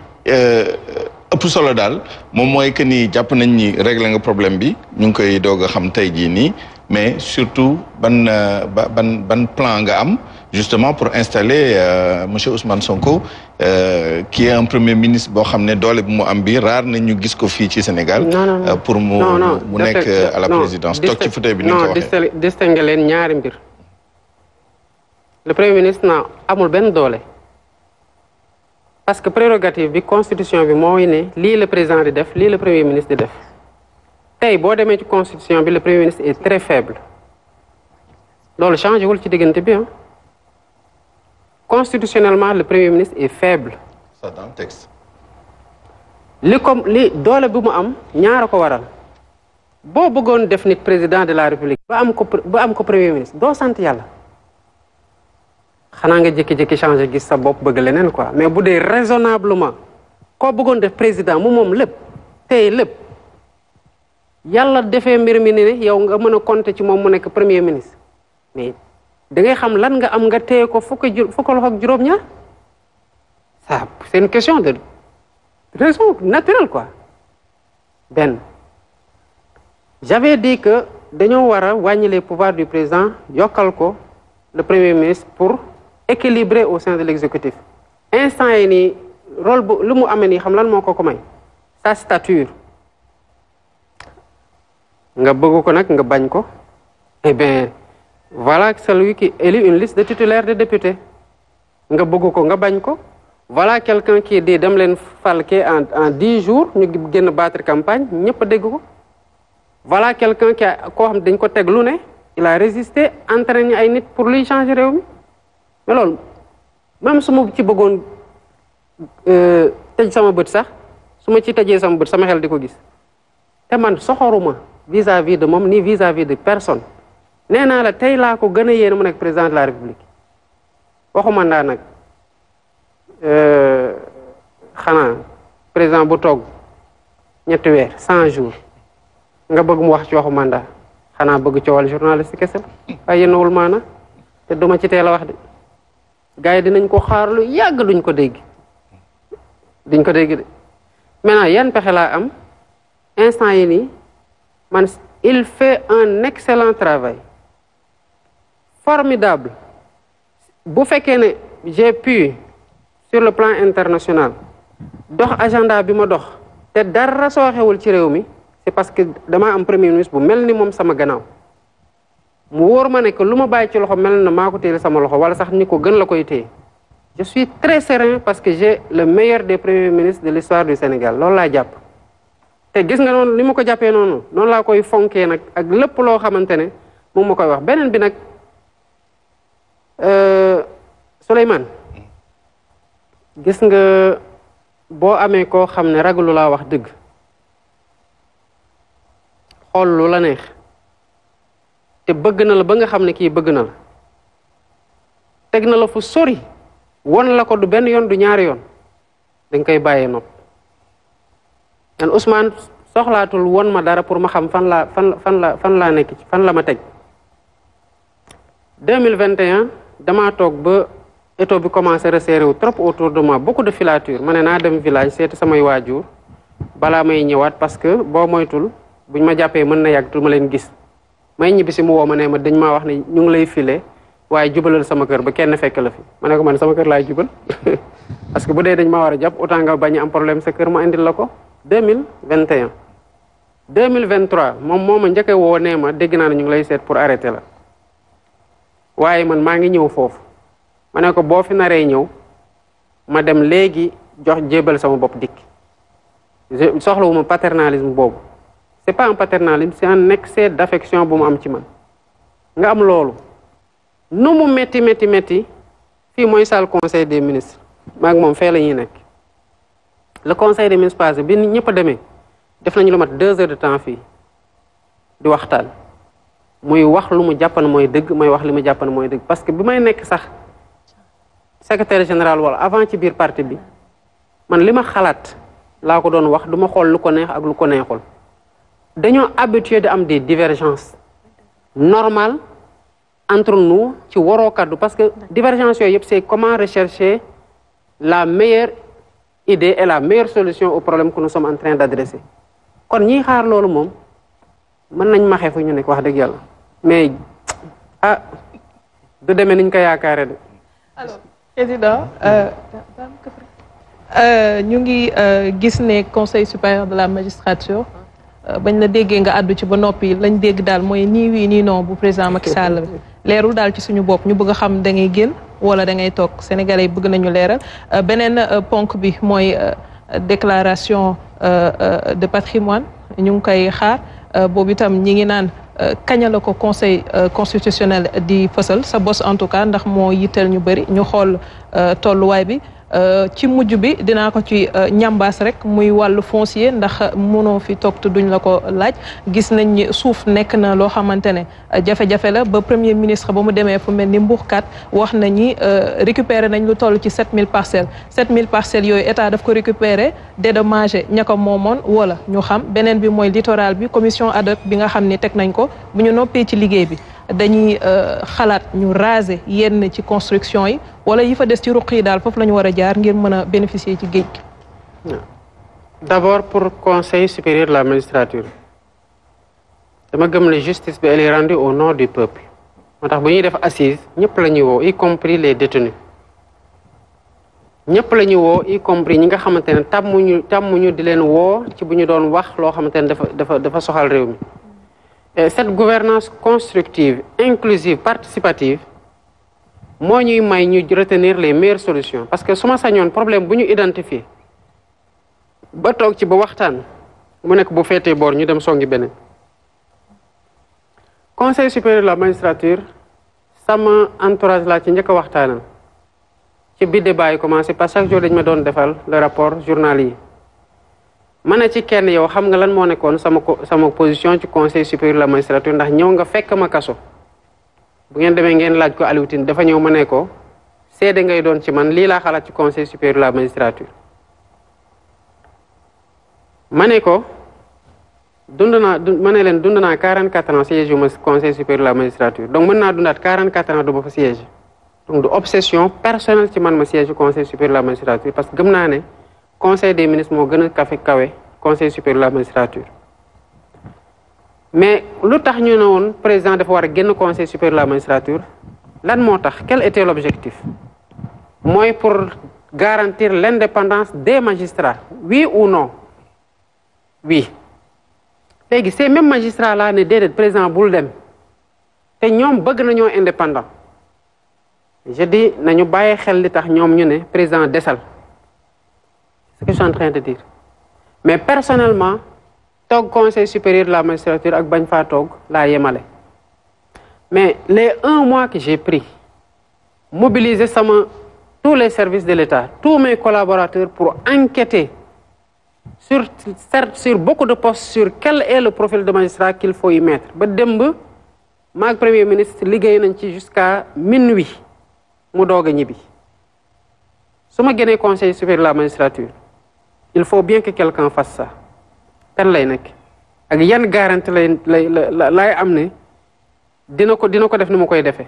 xaw ma mais cela ne veut pas dire que sans moi c'est le déluge parce que d'autres pays ont fait une autre option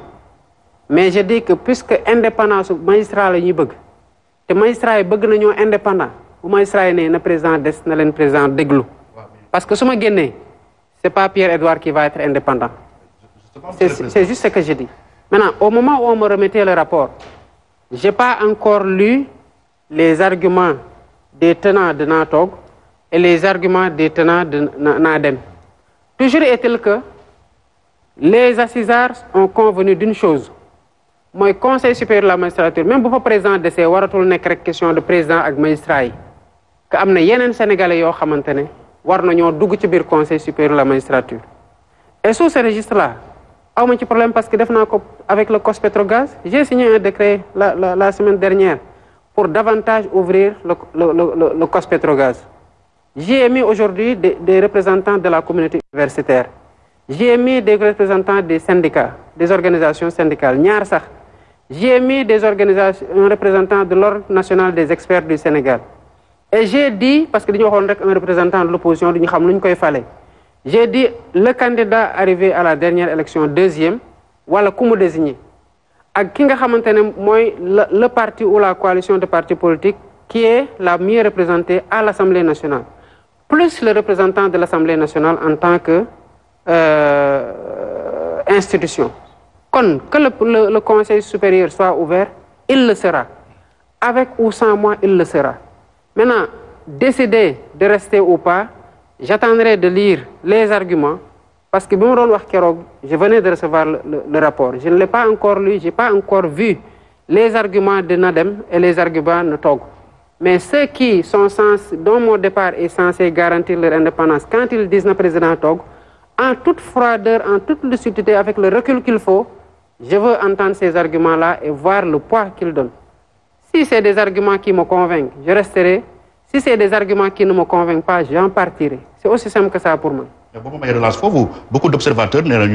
magistrats, le Conseil supérieur de la magistrature, c'est pour mieux faire passer des doléances corporatistes. Et si c'est le cas, on donne sa position. Non, d'abord, je ne crois pas au corporatisme. Je n'ai jamais défendu le corporatisme.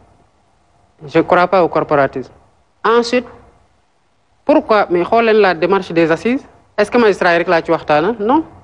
Pourtant, les magistrats avaient écrit sur ce que devait être la justice.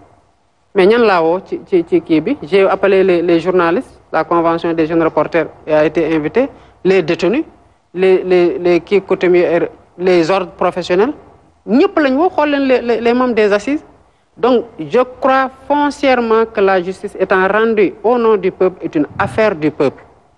Ce n'est pas une affaire du président de la République et des magistrats. Mais les magistrats étant des fonctionnaires doivent être affectés. Moi, je suis fonctionnaire, hein, vous le savez. Si je n'étais pas passé président de la République, demain de loi à la direction générale des impôts et domaines. Et de 2014 où je suis, non, même pas 2014, 2007, 2023, le 14 avril à 22h, quel m'a donné décidé de ma affectation? Hein? C'était le ministre des Finances. Mais est-ce que terrain moment li ma doon xalaat ci réew ma koy wax li ma war a taxawee ci biir impôt ma koy taxawee non je pense qu'il faut aller au-delà de ça parce que l'indépendance c'est pas par rapport à l'exécutif kese c'est aussi à certains lobbies à certaines forces organisées au capital à certains groupes de pression donc ne prenons pas l'ombre pour la proie quand il faut adresser cette question-là nous devons le faire sans passion parce que gëm naa ne cette réforme-là elle doit viser la pérennité et se détacher des personnes qui ce n'est pas une réforme qu'on fait pour man. Même quand on dit le président de la République de Fawarades ou pas, si nous voyons Diomaye, nous voyons le président, qui qu'il soit dans le futur, qui viendra, voilà ce qu'on fait pour qu'on ait la meilleure organisation. Déclaration de patrimoine, man, loi, moi, je l'ai déclaré. C'est un comme ça, délai. Du Conseil, le président de la République, article 37, fait sa déclaration de patrimoine, le Conseil constitutionnel la rend publique. Dara tënk pour ma def ko dans 3 mois dans nangam nangam mais dama gis ne puisque les autres membres du gouvernement dañ leen tënk ci 3 mois kon c'est un délai raisonnable pour man tamit ma dem def sama déclaration de patrimoine bi ma ko defee ba pare nag man je ne suis pas le Conseil constitutionnel qui fait partie de l'ordre judiciaire. Ils ont la latitude de la publier quand ils veulent. Waa conseil bu leen neexee ñu def ko léegi nii wala suba wala gannaaw suba man li ma war a woon mooy déposer. J'avais pas de contrainte de délai, j'ai déposé au même moment que tout le monde. Conseil nag mooy xool ci afiyam kañ lay publier ou kañ lay bañ a publier. Mais comme je l'avais dit, du évoluer, c'est les mêmes biens. J'ai tenu. Je vais poser la question, est-ce que même patrimoine bi nga déclaré avant et après? Vous verrez entre-temps, peut-être que le président de la République, comme ni ko ndem si yàlla Sidi Lamine daan waxee, dañ ko ñàgg ci yenn yi. Man su may voyager tey je ne vais pas acheter un billet du ma taxawaat ci station naan damay jënd essence te pourtant ñu ngi may fay lu ñu may fay mu ngi dugg sama compte sama bien yi terrain yi ma amoon évolué wul di ma waxoon mooy dinañ évaluer les biens yóbbu naa fa expert ils ont évalué le terrain du bi ma jëndoon dañ ma ko joxoon lu muy jar sur le marché j'en suis pas responsable ça c'est la bulle immobilière li ma ci dugal ci sama xaalis pour tabax loolu man maa ko def vous verrez bu génnee vous verrez man je suis nickel. C'est le président de la République ku wax foncier di nga wax ne waxu urbanisme et ñi ngi ci nawet te gis nañ ne bu nawet jotee souvent dëkk bi day am ay yenn pàcc ci dëkk yoo xam ne dañuy am problème inondation ci communiqué conseil des ministres bi passé gis nañ ne jox nga ndogal jox nga diggal pour ce gouvernement pour ñu teg benn programme intégré de développement de l'assainissement mais dafa fekk ne ñi ngeen fi wuutu ñoom tegoon nañ fi benn plan décennal de lutte contre les inondations mu am ay réussite mu am ay échec léegi PIDA bii nga xam ne moom ngeen fas yéene teg en place maanaam ci durée ci koppar ci stratégie ak ci objectif lan moo nan la mën a def ba wuute ak plan décennal bi fi nekkoon. pour gàttal. fu muy wuute mooy le plan décennal am na pàcc boo xamante ne ça devait mobiliser ci biir plan bi 416 milliards environ si mes souvenirs sont bons ça a été engagé à hauteur de 98% ci fonds yi pourtant on est à un niveau de réalisation de 12%. kon xaalis bi ñu prévoiroon pour le plan décennal demul ci plan décennal kon bu ñuy defaat un autre plan li am solo mooy na xaalis bi dem fu ñu ko prévoir parce que bu nekkoon ne c'est 750 milliards dugaloon nañ ko ci fu ñu ko war a dugal kon on aurait eu moins de difficultés au moins la gestion orthodoxe des ressources côté boobu dina changer pour bañ a nekk gën a développer mu gën a xóot parce que dafa am li ma fàtte ci bi may répondre soxna Aram Sang dafa wax ci mbuurkat te ñëwaguma ci woon ak ci littoral bi j'ai reçu le rapport de Mbourkat tey le rapport du littoral aussi semaine prochaine dinaa ko jot le rapport de Mbourkat am na ay recommandations mais ci constat yi kese bu ñu la waxee ne que 9 personnes ci Mbourkat am nañu 1104 parcelles ça vous choque pas bu ñu leen waxee ne ci nouvelle ville de Thiès 34 personnes am nañ 16 186 parcelles ça ne vous choque pas mais man kaso laa ci waxtaan ak ay nit parce que je savais mais évidemment dañu bàyyi 9 personnes ñu am 1000 parcelles quand la convention des jeunes reporters keroog ba mu jaaree seet si mu wax waxu habitat dama leen ne dinañ mën a def dara Mbourkat donc lu ñuy jël ni de pour suñu patrimoine man quand 5 ans bu jotee ma publier sama déclaration de patrimoine vous verrez je ne suis pas dans l'accumulation mosuma ci nekk faseeru ma ci nekk parce que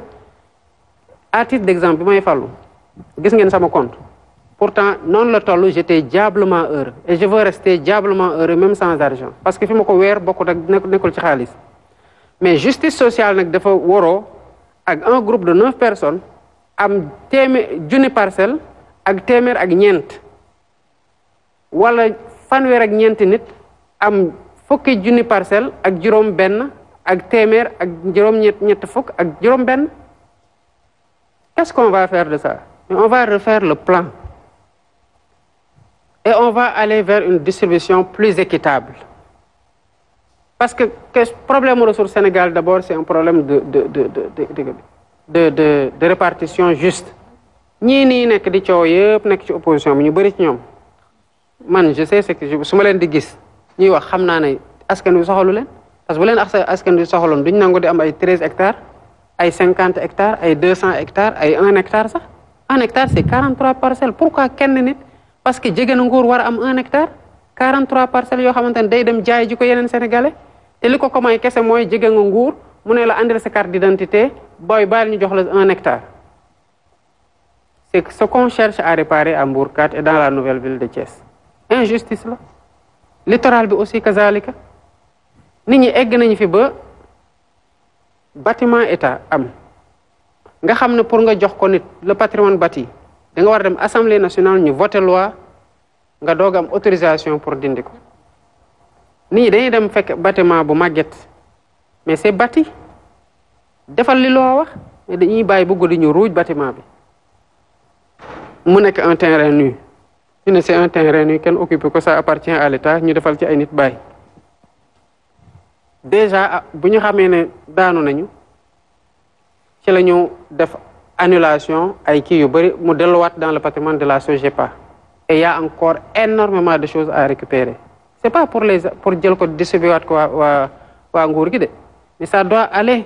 aux Sénégalais parce que fii ku fiy jóg di daanu di xëy suba ak ngoon boo yeewoo bu ñu xaree sa xol kër ci nekk bu ñu tojee sa bopp kër ci nekk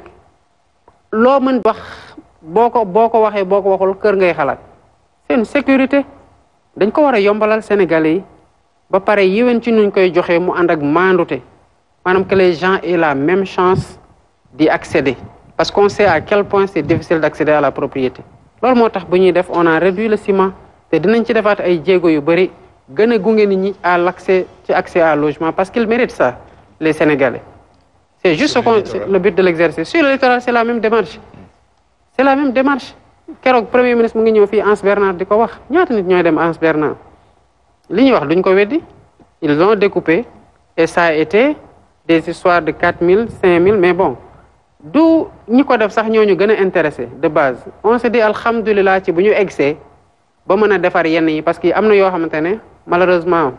boo ko bëggee dabuwaat day metti mais lu ñu mën a dabu te di ko def ngir askan wi te askan wi rek tax ñu jóg loolu moom wax di yàlla diñ ca taxawaay ak fula ak fayda gu mat sëkk. foncier di question bu am importance soxal askan wi yëpp xuusuñu lool ci ndox mi ak inondation bi Abdou Kogne posé sànq aussi ñu waroon dem ci wàllu agriculture ak pêche ak Souleymane Niang aussi wàllu santé soxal lool Pierre-Edouard ak Ndeye Marième xaw ma ndax monsieur le président dinañu ko may ndax temps bi moom mi ngi ñuy xoj. te dañoo bëggoon jàll ci wàllu diplomatie Ndeye Marème santé liñ ciy laajte du bëri ndaxte nekk na secteur bu am solo secteur boo xam ne tamit mën nañu wax ne nguur gi lu mu ciy dugal ci koppar bëri na ndaxte dégg nañu ne yaa ngeen di fay bor bi nga xam ne moom lañ amaloon hôpitaux yi ñu ngi koy fay ndànk-ndànk wante taxul ba léegi structure hospitalière yi ñu ngi ci ay jafe-jafe tey jii ci ay réformes ay coppite yi ñu ci war a mën a indi lan la war a mën a nekk ba tey jii ñu war a mën a am ay soins de qualité. ay ci infrastructure yi la ak ci formation yi je pense que de plus en plus am na yàgg nañoo noté que dañu am déficit ci ay spécialités yu bari yoo xamante ne même hôpitaux yi ñu tabax da ngay ñëw fekk service yoo xamante ne amul parce que spécialité amuñ ci bëri na tamit médecin yoo xam ne bëgguñu génn Dakar parce que xëy na bu nekkee sax dañuy établir dans le privé fii moo leen di gën a bu nekkee tamit dañu leen di affecté peu de médecins acceptent d'aller surtout avec une certaine spécialité ci fi gën a sori gàcce ngàllaama nag on gis nañ ci ay nit ñoo xamante ne ils ont fait l'option d'aller dans les endroits les plus reculés pour exercer là-bas te ils ont ce mérite là donc côté boobu gouvernement bi mu ngi taxaw ci ñaar d'abord sur le plan de la formation gën a permettre plus de spécialités gën leen gunge ci ñuy def spécialisation bi ensuite fexe tamit que infrastructure hospitalière bi mën a présente partout avec le niveau de prestation boo xamante ne day tax nit du soxla une prestation qui doit être ordinaire daw ay kilomètres pour ñëw Dakar pour mën ko am loolu moo taxoon bi ma ñëwee ma fekk ay contrats yu bari dans le domaine de la santé j'avais dit nañu taxaw parce que ressources yi ñu bëgg a engagé mën nañ ci am ñaari hôpitaux wala hôpitaux yi nga xamante ne amuñu yenn services yi ñu tabax ko fa donc rationalisation boobu ak carte sanitaire bi gouvernement bi ngi ci def ay jéego yu bari par rapport à l'implantation yenn hôpitaux yi pour que ñi nekk ci polarité boobu yëpp ñu mën leen référencer ci hôpital boo xam ne am na toutes les spécialités qu'il faut et le plateau technique qu'il faut. Sur le plateau technique aussi, les hôpitaux, les offres yu ñuy am day ànd ak le plateau technique, mais nous veillons juste à ce que les facturations yu ñuy def que ça corresponde au prix du marché. Parce que comme je l'ai dit, surfacturation bi yenn saa nga gis ci boo xamante ne mën na génne hôpitalu lëm ci lu ñuy surfacturé. Donc il faut rationaliser l'utilisation des ressources, diversifier le maillage pour fi nga xamante ne amul ñu am des yenn centres yi ay hôpitaux de référence, ensuite former le personnel ak les spécialités pour que foofu noonu matériel boobu ñu installé mu am des spécialités yoo xamante ne mën nañu def les prestations qu'il faut. Donc ça reste un défi. Des choses ont été faites, d'autres ont été moins bien faites. Suñu responsabilité mooy gën a sori ci li nga xamante ne lu baax la ñu jotoon ko fi def ak loo xamante ne jotuñu woon ko def te mu doon lu baax ñu gën ci sori aussi, mais gouvernement yaa ngi ciy def ay jéego yu mag a mag. Président, juste ci mbay mi ak napp bi mbay mi moom wax nga ci lu bëri loo xam ne jàpp nañ ko bu baax a baax xëy na rek ci dimension foncière rurale bi suuf si nga xam ne moom la ñu bayee nan lañ koy sécuriser pour que ñi ci war a jot ci bokk na ci tamit ñi nga xam ne dañoo soxla ay grande surface pour def agro business. Mais li ma gën a soxal moom mooy napp bi pêche bi boo xoolee résultat ANSD yi ci recensement bi boo xoolee population bi nga xam ne ñooy dund ci pêche bi dafa wàññeeku lool. Parce que si mes notes sont fidèles, 82 000 personnes ñoo nekk ci pêche bi léegi plus 2500 personnes ci aquaculture bi te il y a quelques décennies dañ doon wax ni des centaines de milliers voire des millions de personnes vivaient directement wala indirectement ci napp bi ak lépp lu ñu ci dégg lii mooy émigration clandestine bi les contrats les accords de pêche avec l'Union européenne pavillon sénégalais bi ak les navires qui viennent pêcher yooyu yëpp la moo ci sa vision ak yan jéego ngeen ci doxagum pour napp delluwaat fu mu nekkoon ci nutrition ci création d'emploi ci devise ak ci économie. Monsieur le Président xam naa dina ko tënk bu baax ndax problématique yëpp c'est sûr que moom am na ci ay vision ak yoo xamante bi jéego yuñ ci war a teg. Bon, Monsieur le Président. D'abord sur le foncier, surtout rural, il est important que nous dem vers une réforme pour sécuriser les droits de ceux qui détiennent la terre. Parce que lu ci bari tamit dañ koy def mais tegul ci yoon.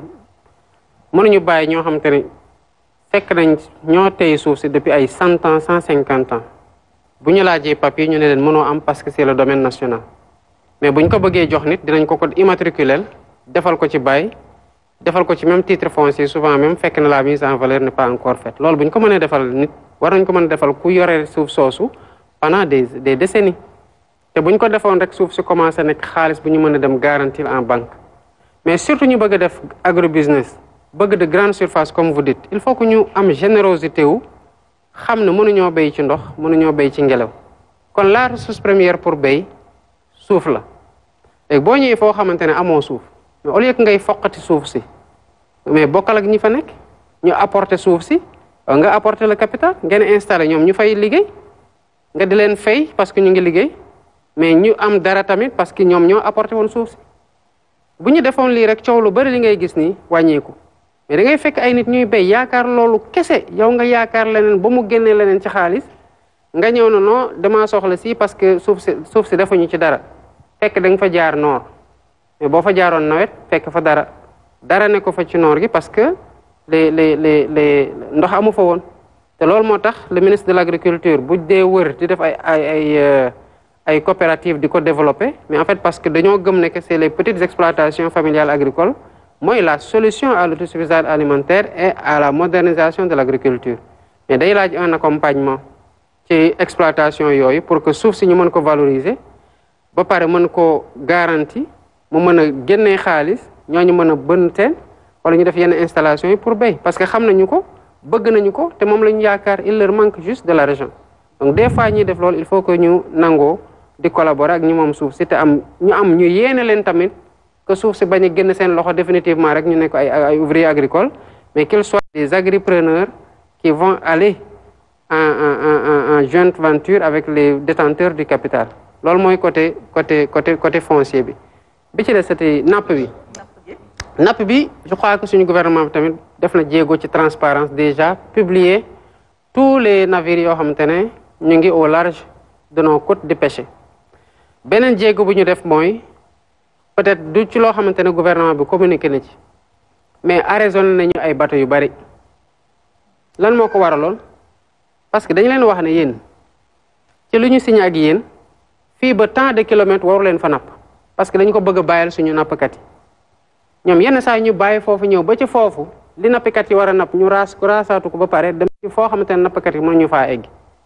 ñu arrêté ñëpp ñoo xamante ne traversé nañ périmètre boo xamante ne waruñu foon egg teg leen ay amaan yu diis tamit fi ñu doon jaar yenn saa yi nag pour lijjanti ko ñu jaar fa bi yoon lijjantikuwul ñu dem fay ji ba pare dinañ ko bàyyi parce que tant que bàyyiwuñu ko duñu bàyyi di leen arraisonné duñu bàyyi tamit di leen def ay amende te bu yàggee ci récidive dañuy téye sax seen bateau yi benn yoon mais évidemment bu demee ba nit ñi bu ñu jëlee seen essence jël seen doole ak seen temps dem géej def ay fan ñibbi si perte mais bu yàggee dootuñ mën a refinancer li tax ñuy dem ci campagne mais buy géej gi di amaat jën léegi ñi dundee napp te bëri nañ delluwaat ci napp gi c'est juste ce travail là qu'il faut faire et je sais que suñu partenaires yi y compris l'Union européenne mais pas que xam nañu ne que lu ñu doon signé ci ay accord de pêche du ma wax ne signature dootul amaat de mais dina changer deux ku signé dara tamit dañu la forcer nga respecter li nga xamante ne moom nga signé. Merci Monsieur le Président. J'espère que les questions ont été claires. Bon, il y en a certaines peut-être qu'on a dû sauter parce que les thématiques ont été dépassées, juste une ou deux. Mais si vous permettez, nous allons passer aux questions diplomatiques et aux relations